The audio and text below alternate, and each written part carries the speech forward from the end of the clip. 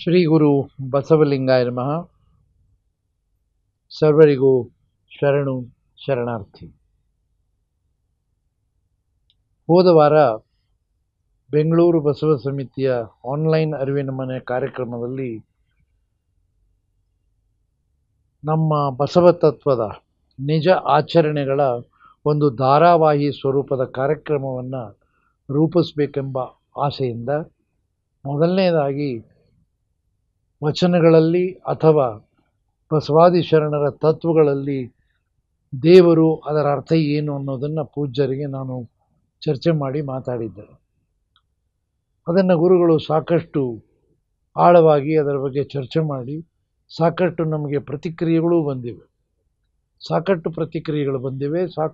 ಈಗ ವಿಶೇಷವಾಗಿ ದಕ್ಷಿಣ ಕರ್ನಾಟಕದ ನಂಜನಗೂಡು, ಚಾಮರಾಜನಗರ ಇಲ್ಲಿಯೂ ಕೂಡ ಈ ತತ್ವಗಳ ಅರಿವನ್ನು ತಿಳ್ಕೊಂಡಾಗ ಆಗ್ತಕ್ಕಂಥ ಪರಿವರ್ತನೆಯನ್ನು, ಇಂಥ ನಿಜಾಚರಣೆ ಹಿನ್ನೆಲೆಯ ನುಡಿಗಳನ್ನು ಕೇಳಿದಾಗ ಹೀಗೂ ಹೌದಲ್ಲ ಅನ್ನೋ ಒಂದು ಚಿತ್ರಣ ಮೂಡ್ತಾ ಬರ್ತಾ ಇದೆ ಗುರುಗಳೇ.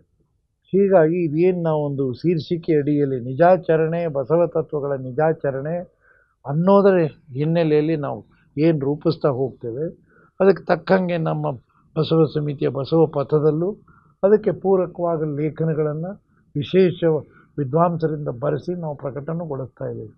ಒಟ್ಟಾರೆಯಾಗಿ ಈ 2025ನೇ ಬಸವ ಜಯಂತಿ ಇನ್ನು ಕೆಲವೇ ದಿನಗಳಲ್ಲಿ ನಾವೆಲ್ಲರೂ ಆಚರಿಸ್ತಾ ಇದ್ದೇವೆ. ಬರೀ ಆಚರಣೆ ಕೇವಲ ಬಹಿರಂಗದ ಆಚರಣೆ ಆಗಲಾರದೆ ಏನೋ ಒಂದು ಪರಿವರ್ತನಾತ್ಮಕ ನೆಲೆಯಲ್ಲಿ ಪರಿವರ್ತನೆ ಆಗಿಲ್ಲ ಅಂತ ಅಲ್ಲ, ಖಂಡಿತವಾಗಿಯೂ ಪರಿವರ್ತನೆ ಸಮಾಜದಲ್ಲಿ ಕಂಡು ಬರ್ತಾ ಇದೆ. ಆದರೂ ಒಂದು ಗಣಾಚಾರದ ನೆಲೆಯಲ್ಲಿ ಯಾವುದನ್ನು ಏನು ಮಾಡಿದರೂ ತಪ್ಪು ಅಂತಕ್ಕಂಥ ಭಾವನೆಯೂ ಜಾಗೃತವಾಗ್ತಾ ಇದೆ. ಈ ಎಲ್ಲ ಹಿನ್ನೆಲೆಗಳಲ್ಲಿ ತತ್ವ ಅದು. ಕಾರಣ ಇಲ್ಲಿ ಶರಣರು ಕೊಟ್ಟಿದ್ದು ಯಾವುದೋ ಒಂದು ತಾತ್ಕಾಲಿಕ ಸತ್ಯವಲ್ಲ, ಅದೊಂದು ಆತ್ಯಂತಿಕ ಸತ್ಯದ ದರ್ಶನ ಮಾಡಿಸಿದ್ದಾರೆ. ಇದು ನನ್ನ ಗಟ್ಟಿಯಾದ ನಿಲುವು. ನಾನು ಇಂಜಿನಿಯರ್ ಆಗಿದ್ದರೂ ಕೂಡ ಈ ವಚನಗಳನ್ನು ನೋಡಿದಾಗ ಆತ್ಯಂತಿಕ ಸತ್ಯದ ದರ್ಶನ ಕೊಡಬೇಕು ಹೊರತಾಗಿ ಭ್ರಮೆಗೆ ಒಳಗಾಗ್ತಕ್ಕಂಥ ಮೌಢ್ಯಗಳನ್ನು ಇದನ್ನು ಬಿತ್ತಿ ಅದನ್ನೇ ನಾವು ಹೇಳಿದ್ದ ಸತ್ಯ ಅಂತ ಹೇಳಿ, ಹೀಗಾಗಿ ಮೇಲಿಂದ ಮೇಲೆ ಬಸವ ತತ್ವಗಳ ಮೇಲೆ, ಲಿಂಗಾಯತ ತತ್ವದ ಮೇಲೆ ಎಷ್ಟೊಂದು ಅವರ ಹೋರಾಟ ನಡೀತಾ ಇದೆ. ಒಬ್ಬ ಹೇಳ್ತಾನೆ ಅನುಭವ ಮಂಟಪನೇ ಇರಲಿಲ್ಲ ಅಂತಾನೆ. ಎಲ್ಲಿದೆ ಇಂಥ ವಿಚಿತ್ರ ಈ ಮಾತುಗಳನ್ನು ಕೇಳಿದಾಗ ಅಲ್ಲ, ಅದಕ್ಕೆ ಅಕ್ಕ ಹೇಳ್ತಾಳೆ, ಕಣ್ಣ ಕಾಣದರಿಯದೆ ಗೂಗೆ ಸೂರ್ಯನ ಬೈಯುವುದು. ಬಿಟ್ಬಿಡಿ ಅದು. ಅಲ್ಲ, ಇರಲಿ, ಏನೇ ಇರಲಿ, ಅದು ಕೂಡ ನಮಗೆ ಎಚ್ಚರ ಇರಬೇಕು. ಎಚ್ಚರದ ಗಂಟೆಯ ಸ್ವರೂಪದಲ್ಲಿ ನಾವು ಅದನ್ನು ನೋಡಬೇಕು. ಅಟ್ಟು ತಾತ್ಸರತೆಯಿಂದ ಬಿಡುಕೂಡುದು. ಯಾವುದೇ ಕಾರಣಕ್ಕೂ ಯಾವುದೇ ಒಂದು ಆ ರೀತಿಯ ಚಿಂತನೆ ಮೂಡಿ ಬಂದಾಗ ತಾತ್ಸರತೆಯಿಂದ ಬಿಡುಕೂಡುದು ಅನ್ನೋದು ನನ್ನ ವೈಯಕ್ತಿಕವಾದ ನಿಲುವು ಗುರುಗಳೇ. ಯಾಕಂದರೆ ಎಲ್ಲರೂ ಸಮಾಜದಲ್ಲಿ ನಾವಿದಕ್ಕೆ ಏನು ಪ್ರತಿಕ್ರಿಯಿಸ್ತೀವಿ ಅಂತ ಕಾಯ್ತಿರ್ತಾರೆ. ನಾವೇನೂ ಪ್ರತಿಕ್ರಿಯೆನೇ ಇಲ್ಲದಾಗ ಇವ್ರ ಹತ್ರ ಉತ್ತರ ಇಲ್ಲ ಅಂತ ಹೇಳಿ ನಮ್ಮನ್ನು ಅವರು ಭಾಳ ಹೀನಾಯವಾಗಿ ನೋಡುವ ಪರಿಸ್ಥಿತಿಯೂ ಇರ್ತದೆ. ಈಗ ಇನ್ನೊಬ್ಬ ಮೊನ್ನೆ ಮತ್ತೊಂದು ಲೇಖನ ಬರೆದಿದ್ದಾನೆ, ವಿಚಿತ್ರವಾಗಿದೆ. ಬಸವಣ್ಣ ಐತಿಹಾಸಿಕ ವ್ಯಕ್ತಿನಲ್ಲ, ಪೌರಾಣಿಕ ವ್ಯಕ್ತಿ ಅಂತ. ಇವನಿಗೆಲ್ಲಿ ಯಾವ ಪುರಾಣದಲ್ಲಿ ಬಸವಣ್ಣ ಅಂತ ನಿಲ್ಲಿಸಿದ್ದು? ಇಷ್ಟೆಲ್ಲ ಪುರಾವೆಗಳಿದ್ದು, ಎಲ್ಲವೂ ಇತಿಹಾಸ ಇದ್ದು, ಸಾಕ್ಷಿ ಆಧಾರಗಳಿದ್ದು, ಸಾಕಷ್ಟು ವಿದ್ವಾಂಸರು ಅದರ ಬಗ್ಗೆ ಅಧ್ಯಯನ ಮಾಡಿ ಅದು ಮುಂದಿನ ಚಿಂತನೆಗಳಲ್ಲಿ ತಗೊಂಡು ಹೋಗ್ತೇನೆ ಗುರುಗಳೇ. ಆದರೆ ಈ ಹೋದ ವಾರ ನೀವು ಮಾಡಿದ್ದು ದೇವರು, ಶರಣರ ನೆಲೆಯಲ್ಲಿ ದೇವರು ಅಂತ ಇತ್ತು. ಇವತ್ತು ಬಹುದೇವೋಪಾಸನೆಯಿಂದ ಏಕದೇವೋಪಾಸನೆಯೆಡೆಗೆ ಅನ್ನೋ ಒಂದು ಮೂಲ ತತ್ವವನ್ನು, ಅಂದರೆ ಶರಣರ ನಿಜಾಚರಣೆಯ, ಯಾಕೆ ನಾವು ಇದನ್ನು ಎಲ್ಲರೂ ಮಾಡ್ತಾ ಇದ್ದೇವೆ. ಈಗೆಲ್ಲೋ ತಿರುಪತಿಗೆ ಕೂಡ ಹೋಗ್ತೇವೆ, ಎಲ್ಲೋ ಒಂದು ಕಡೆ ಕೇರಳದ ಇವ್ರ ಹತ್ರ ಹೋಗ್ತೇವೆ, ಇನ್ನೊಬ್ಬ ದೇವ್ರ ಹತ್ರ ಹೋಗ್ತೇವೆ, ಎಲ್ಲೋ ಜ್ಯೋತಿರ್ಲಿಂಗಗಳಿಗೆ ತಿರುಗಾಡ್ತೇವೆ. ಇಲ್ಲ, ನಾನು ತಿರುಗಾಡುವಿಕೆಯನ್ನು ಅಥವಾ ತಿರುಪತಿಗೆ ಹೋಗೋದನ್ನು ಅಥವಾ ಗಣಪತಿಯ ಪೂಜೆ ಮಾಡೋದನ್ನು ಇಲ್ಲಿ ವೈರುಧ್ಯಾತ್ಮಕವಾಗಿ ಮಾತಾಡ್ತಾ ಇಲ್ಲ. ಆದರೆ ಬಸವಣ್ಣನವರ ನೆಲೆಯಲ್ಲಿ, ತತ್ವಗಳ ನೆಲೆಯಲ್ಲಿ ಏನಿದು ಸತ್ಯ? ಇವರು ಸತ್ಯನ, ನಾವು ಸತ್ಯನ? ನೋಡಿ, ನಾವೆಲ್ಲ ವಚನಗಳಲ್ಲಿ ನೀರ ಕಂಡಲ್ಲಿ ಮುಳುಗುವರಯ್ಯ ಅನ್ನೋ ವಚನ ಹೇಳ್ತಾ ಇಲ್ಲಿ ಕರ್ನಾಟಕದಲ್ಲಿ ಕೂತ್ಕೊಂಡ್ವಿ. ಅಲ್ಲಿ 66 ಕೋಟಿ ಜನ ನಮ್ಮ ಬಸವ ತತ್ವವಾದಿಗಳೇ ಕೂಡ ಅಲ್ಲಿ ಹೋಗಿ ನೀರು ಮುಳುಗಿ ನಮ್ಮ ಪಾಪ ತೊಳ್ಕೊಳಕ್ಕೆ ಹೋದ್ರಿ. ಪಾಪ ಪುಣ್ಯ ಸುಖ ಬಂದಡೆ ಪುಣ್ಯದ ಫಲವೇನನು, ಎಲ್ಲದಕ್ಕೂ ಒಂದು ಡೆಫಿನೇಷನ್ ಕೊಡ್ತಾನೆ ಬರ್ತಾರೆ ಶರಣರು. ಇದೆಲ್ಲವನ್ನು ಕಾರಣ ಒಂದೇ ಒಂದು ನೆಲೆಯಲ್ಲಿ ನಾನು ಹೋದ ವಾರದಲ್ಲೂ ಹೇಳಿದ್ದೆ ಗುರುಗಳೇ, ಎಲ್ಲವನ್ನು ಬಸವಣ್ಣನವರು ಶರಣರು ಯಾವುದು ಸಿದ್ಧ ಮಾದರಿ ಇದೆ, ಸಿದ್ಧ ಮಾದರಿಯ ಆಚೆ ನೋಡ್ತಕ್ಕಂಥ ಅವರ ಗುಣ ಇತ್ತು. ಈಗ ದೇವರು ಅಂದರೆ ಯಾರ ದೇವರು? ಸಣ್ಣ 8 ವರ್ಷದ ಮಗು ಇದ್ದಾಗ ಜನಿವಾರ ಅಂದರೆ ನನಗೆ ಯಾಕೆ, ಇದೆಲ್ಲವನ್ನು ಅವರ ಚಿಂತನೆಗಳನ್ನು ಅವರ ವಚನಗಳನ್ನು ನೋಡ್ತಾ ಹೋದಾಗ ಬಹಳ ನಮಗೆ ವಿಶೇಷವಾಗಿ ಶರಣರ ತತ್ವಗಳು ನಿಜ ಈ ಒಂದು ಸಿದ್ಧ ಮಾದರಿಯ ಆಚೆ ಕಾಣಿಸ್ತಾ ಹೋಗ್ತವೆ. ಈ ಸಿದ್ಧ ಮಾದರಿಯನ್ನು ನಾವು ಅದೇ ಸತ್ಯ, ಪುರಾಣವೇ ಸತ್ಯ, ಪೌರಾಣಿಕ ಚಿಂತನೆಗಳು, ಆ ಪುರಾತನ ಏನೇನೋ ಹೇಳ್ತಾರಲ್ರಿ ಪರಂಪರೆ ಎಲ್ಲವೂ ಅದೇ ಸತ್ಯ ಆದರೆ ಮತ್ತು ಸುಮ್ಮನೆ ಅದನ್ನು ಎಲ್ಲರೂ ಇದೆ ಮುಂದೆ ಕೊರಳಲ್ಲಿ ಕಟ್ಕೊಂಡು ಓಡಾಡಬೇಕು ಅಷ್ಟೇ. ಆದರೆ ಬಸವಣ್ಣ ಈ ಶರಣರ ಧರ್ಮ, ಲಿಂಗಾಯತ ಧರ್ಮ ಭಾಳ ಕ್ಲಿಯರಾಗಿ ಅದಲ್ಲ. ಈಗ ಅದು ಇದನ್ನು ನೋಡಿ ಅಂದಾಕ್ಷಣ ಬೇರೆಯವರು ಸಿಟ್ಟು ಬರುತ್ತೆ. ಸಿಟ್ಟು ಬಂದಾಗ ಕ್ಲೇಶಗಳು ಉದ್ಭವ ಆಗ್ತಾಯಿವೆ. ಎಷ್ಟು ಅಂತ ನೀವು ಪ್ರಹಾರ ಮಾಡ್ತೀರಿ? ಶರಣರ ತತ್ವಗಳ ಮೇಲೆ ಪ್ರಹಾರ ಸಾಕಷ್ಟು ಆಗಿ ನಾವೆಲ್ಲವನ್ನು ಉಸಿರು ತಗೊಂಡು ಮೇಲೆ ಬಂದಿದ್ದೀವಿ. ಈಗ ಮೇಲೆ ಬಂದಾಗಲೂ ಮತ್ತೆ ನನ್ನ ಕ್ರಿಯೆಯನ್ನು ಮತ್ತೆ ಮತ್ತೆ ಮತ್ತೆ ಮತ್ತೆ ಮಾಡ್ತೀನಿ. ಯಾವುದೋ ಒಂದು ಪತ್ರಿಕೆಯ ಮಾಧ್ಯಮ ತಮ್ಮ ಕೈಯಲ್ಲಿ ಇಟ್ಕೊಂಡು ಪತ್ರಿಕಾ ಮಾಧ್ಯಮವನ್ನು ತಮಗೆ ಹೆಂಗೆ ಬೇಕು ಹಂಗೆ ಬಳಸ್ತಾರೆ ಹೊರತು ಸತ್ಯದ ನೆಲೆಯಲ್ಲಿ ಬೆಳೆಸ್ತಾ ಇಲ್ಲ. ಈ ಚಿಂತನೆಯಿಂದ ಬಸವ ಸಮಿತಿಯ ಮೂಲಕ ವಿಶೇಷವಾದ ಇದೊಂದು ಆಚರಣೆಗಳ ಬಗ್ಗೆ ಎಲ್ಲೋ ಉತ್ತರ ಕರ್ನಾಟಕದಲ್ಲಿ ಕೆಲವು ಕಡೆ ನಿಜಾಚರಣೆಗಳ ಸಾಕಷ್ಟು ಪ್ರಯತ್ನ ಮಾಡ್ತಾ ಇದ್ದಾರೆ. ಅದು ಸಾಲಲ್ಲ, ಇಡೀ ದೇಶಕ್ಕೆ ಗೊತ್ತಾಗಬೇಕು, ಇಡೀ ರಾಜ್ಯಕ್ಕೆ ಎಲ್ಲ ಪ್ರತಿಯೊಬ್ಬ ಕನ್ನಡಿಗನೂ ಶರಣರು ಅಂದರೆ ಯಾರು, ಬಸವಣ್ಣ ಅಂದರೆ ಯಾರು, ಏನು ಇವ್ರ ಉದ್ದೇಶ. ಸುಮ್ಮನೆ ಏನೋ ಕಾರ್ಯಕ್ರಮಗಳನ್ನು ಇಡೀ ಕರ್ನಾಟಕ ಸರ್ಕಾರವೇ ಈಗ ಬಸವ ಜಯಂತಿಗೆ ಇಷ್ಟೊಂದು ಇದನ್ನು ತಗೊಂಡು ಸರ್ಕಾರ ತಗೊಂಡು ಇಡೀ ರಾಜ್ಯದಾದ್ಯಂತ ಈ ವರ್ಷದ ಬಸವ ಜಯಂತಿ ಒಂದು ಇತಿಹಾಸವಾಗ್ತಾ ಇದೆ. ಈ ಇತಿಹಾಸವನ್ನು ತಡೆಯಲಾರದ ಪುಣ್ಯಾತ್ಮರು ಇಲ್ಲ ಅದರ ಜೊತೆ ಬೇರೆಯೊಬ್ಬರದು ಬಸವ ಜಯಂತಿ ಜೊತೆ ರೇಣುಕರ ಜಯಂತಿ ಮಾಡಿ ಅಂತ ಮಾತನ್ನು ಒಬ್ಬ ಗಂಭೀರವಾದ ವ್ಯಕ್ತಿ, ಅದು ಒಂದು ಸ್ಥಾನದಲ್ಲಿರ್ತಕ್ಕಂಥ ವ್ಯಕ್ತಿ ಯಾವುದೋ ಒಂದು ನನ್ನ ಸುತ್ತೋಲೆಯನ್ನು ಕಳಿಸಿ ಇಲ್ಲದ ಸಲ್ಲದ ತೊಂದರೆಗಳನ್ನು, ಹಾಗಾದರೆ ಇಷ್ಟು ವರ್ಷದಿಂದ ಇರಬೇಕಿತ್ತದು. ನಾವೇನು ಅದನ್ನು ತೆಗಿಯೋಕ್ಕೆ ಹೋಗಿಲ್ಲ, ಯಾರು ಏನು ಯಾವುದನ್ನು ಬಿಡಿಸೋಕೆ ಹೋಗಿಲ್ಲ, ಇದಕ್ಕಿದ್ದಂಗೆ ಹೊಸದನ್ನು ಸೇರಿಸೋಕೆ ಬಂದಿದ್ದಾರೆ ಗುರುಗಳು. ನನಗೆ ಭಾಳ ಇದು ಮನಸ್ಸಿಗೆ ನೋವಾಗಿದೆ. ಉತ್ತರ ಕೊಡದೆ ನೀವು ಯಾಕೆ ಉತ್ತರ ಕೊಡಲ್ಲ ಅಂತ ಸುಮ್ಮನೆ ಎಲ್ಲವನ್ನೂ ಭಕ್ತ ಸ್ಥಳದಲ್ಲಿ ಬದುಕುವವರೇ ಬೇರೆ, ಆ ಗಣಾಚಾರದ ಬದುಕು ಮಾಡೋರೇ ಬೇರೆ. ನಮ್ಮ ನೆಲೆಗಳಲ್ಲಿ ನಮ್ಮ ವ್ಯಕ್ತಿತ್ವ ಪ್ರಕಾರ ನಾವು ಹೋಗ್ತಿರ್ತೀವಿ. ಆದರೆ ನಾವು ಮಾಡೋದು ತಪ್ಪು, ಅವ್ರ ಗಣಾಚಾರವೇ ಅಂತಿಮ ಸತ್ಯ ಅನ್ನೋ ನೆಲೆಯಲ್ಲಿ ಮಾತ್ರ. ಗಣಾಚಾರ ಅನ್ನೋದ್ರ ವ್ಯಾಖ್ಯಾನವನ್ನು ನಾವು ತಪ್ಪು ಮಾಡ್ತಾ ಇದ್ದೇವೆ. ಗಣಾಚಾರ ನಮ್ಗೆ ಹೇಳ್ಕೊಡ್ತಕ್ಕಂಥದ್ದು ಸಮೂಹ ಪ್ರಜ್ಞೆ ಅಲ್ಲ. ಗಣ ಅಂದರೆ ಸಮೂಹ, ಭಕ್ತಗಣ, ಶರಣಗಣ. ಗಣ ಅಂದರೆ ಸಮೂಹ. ನೀನು ವೈಯಕ್ತಿಕವಾಗಿ ನಿನ್ನ ಅಹಮಿಕೆಯಿಂದ ಬೆಳೀಬೇಡ, ಎಲ್ಲರನ್ನ ಸೇರಿಸ್ಕೊಂಡು ಬೆಳೀಬೇಕು ಅಂತ ಅನ್ನೋದು ಗಣಾಚಾರ. ಅದನ್ನ ಇವರು ಅರ್ಥವಾಗದೇ ಇದ್ದಂತ ಜನ ಏನ್ ಮಾಡಿದ್ರೆ ಗಣಾಚಾರ ಅಂದ್ರೆ ಹೋರಾಟ, ಅಲ್ಲಿ ಒಟ್ಟು ಕೂಗಾಟ ಅಂತ ಅನ್ನೋಂಥ ಪ್ರಶ್ನೆಗೆ ನಿಂತರು. ವಾಸ್ತವವಾಗಿ ಅಲ್ಲ, ಸಂಘರ್ಷ ಸಮಿತಿಯನ್ನ ಸೃಷ್ಟಿ ಮಾಡದಂಗೆ ಒಂದು ಸಂಸ್ಥೆಯನ್ನು ನೀವು ಕಟ್ಕೊಳ್ಳೋದಲ್ಲ, ಅದು ಯಾರು ಮಾಡಿದ್ರು ತಪ್ಪು. ಅದು ಗಣಾಚಾರ ಅಲ್ಲ. ಅನುಭವ ಮಂಟಪ ಇದ್ದಾಗ ಚರ್ಚೆ ಆಗ್ತಿತ್ತು, ಸಂಘರ್ಷ ಆಗ್ತಿತ್ತು. ಅಲ್ಲಿ ಗಣಾಚಾರ, ಅನುಭವ ಮಂಟಪದಲ್ಲಿ ನಡೀತಾ ಇದ್ದಿದ್ದು ಗಣಾಚಾರ. ಏನು ಅಂತಂದ್ರೆ ಎಲ್ಲರೂ ತಮ್ಮ ಅಭಿಪ್ರಾಯಗಳನ್ನ ಪರಸ್ಪರ ಜೋಡಿಸಿ ಅದಕ್ಕೆ ಒಂದು ತೀರ್ಮಾನಕ್ಕೆ ಬರ್ತಾ ಇದ್ರು. ಇಲ್ಲಿ ಅದು ಬರ್ತಾನೆ ಇಲ್ಲ. ಏನೋ ಒಂದು ವಾಕ್ಯ ಹೆಚ್ಚು. ನಾವು ಗಣಾಚಾರವನ್ನ ಬಹಳ ದೊಡ್ಡದು ಮಾಡಬೇಕು ಅಂತ ಹೋಗಿ ನಾವು ಹೆಗ್ಗಣಾಚಾರ ಮಾಡಿದ್ರೆ ಹೆಂಗೆ? ನನಗೆ ಅದರ ಅರಿವು ನನಗಿಲ್ಲ ಗುರುಗಳೇ. ಅದು ಕೂಡ ಇವತ್ತಿನ ಮೂಲ ವಿಷಯಕ್ಕೆ ಬರೋಣ. ಬಹುದೇವೋಪಾಸನೆಯಿಂದ ಏಕದೇವೋಪಾಸನೆ. ಇದನ್ನು ಈ ಶಬ್ದವನ್ನು ಓದಿದಾಗ 2 ಕಡೆ ಉಪಾಸನೆ ಇದೆ. ಹಾಗಾದರೆ ಈ ಉಪಾಸನೆ ಎಲ್ಲಿಂದ ಆರಂಭ ಆಯಿತು? ಇದನ್ನು ಅಂದರೆ ನೀವು ಸ್ವಲ್ಪ ಹಿಂದೆ ಹೋಗಬೇಕಾಗತ್ತೆ. ಬರೀ ವಚನಗಳಿಗೆ ಸೀಮಿತ ಅಲ್ಲ, ಉಪಾಸನೆ ಯಾವಾಗ ಸೃಷ್ಟಿ ಆಯಿತು? ಉದಾಹರಣೆಗೆ ಇಡೀ ಸೃಷ್ಟಿಯನ್ನೇ ನಾವೆಲ್ಲರೂ ಕೂಡ ಅದು ವಾಯುದೇವ, ಆ ದೇವ, ಈ ದೇವ ಎಲ್ಲ ನಚ್ಕೊಂಡ್ಬಂದ್ವಲ್ಲ ಗುರುಗಳೇ. ಅದನ್ನು ನಮ್ಮ ಶರಣರು ಎಷ್ಟು ಅದ್ಭುತವಾಗಿ ನಮ್ಮ ಇವರು ಅಲ್ಲಮ್ಮರು ಕೂಡ ಕೆಂಡದ ಮಳೆ ಕರೆವಲ್ಲಿ ಉದಕವಾಗಿರಬೇಕು, ಇದಕ್ಕೆಲ್ಲ ಒಬ್ಬೊಬ್ಬರು ದೇವರುಗಳನ್ನು ಸೃಷ್ಟಿ ಮಾಡಿದ್ದಾರೆ. ಅಲ್ಲ, ದೇವರು ಅಂತ ಅನ್ನೋಂಥ ವಿಚಾರ ತಿಳುವಳಿಕೆ ಅಷ್ಟೇನೆ, ಅದ್ರ ಬಗ್ಗೆ ಹೇಳ್ತೀನಿ. ಅಲ್ಲ, ಖಂಡಿತ ನೀವೇ ಹೇಳ್ಬೇಕು ಗುರುಗಳೇ. ಈಗ ಆರಂಭಿಕವಾಗಿ ಇವತ್ತಿನ ಜಗತ್ತಿನ ಪರಿಸ್ಥಿತಿಯನ್ನು ಸೃಷ್ಟಿ ಇನ್ನು ಎಷ್ಟು ದಿನ ಇರುತ್ತೋ ಗೊತ್ತಿಲ್ಲ. ಹಾಗಾದರೆ ಈ ಸೃಷ್ಟಿ ಮಾಡಿದ ದೇವರುಗಳೆಲ್ಲ ಹೋಗ್ತಾರೆ ಈಗ ತಮ್ಮ ಇದಕ್ಕೆ ಸ್ವಾರ್ಥಕ್ಕಾಗಿ ಈ ದೇವರುಗಳನ್ನು ಸೃಷ್ಟಿ ಮಾಡಿ ಈಗ ಅದೇ ಸತ್ಯ ಅನ್ನೋ ಹಾಗೆ ಜನ ಇದನ್ನು ನವಗ್ರಹ ಸುತ್ತಾಕ್ತಾ ಇರ್ತಾರೆ. ಪಾಪ ಅನಿಸುತ್ತಾರೆ. ಇನ್ನೋಸೆಂಟ್ ಪೀಪಲ್, ಇಷ್ಟು ಒಳ್ಳೆಯ ಜನ ಇದ್ದಾರೆ, ಏನು ಹೇಳಿದ್ರು ನಂಬ್ತೀವಿ.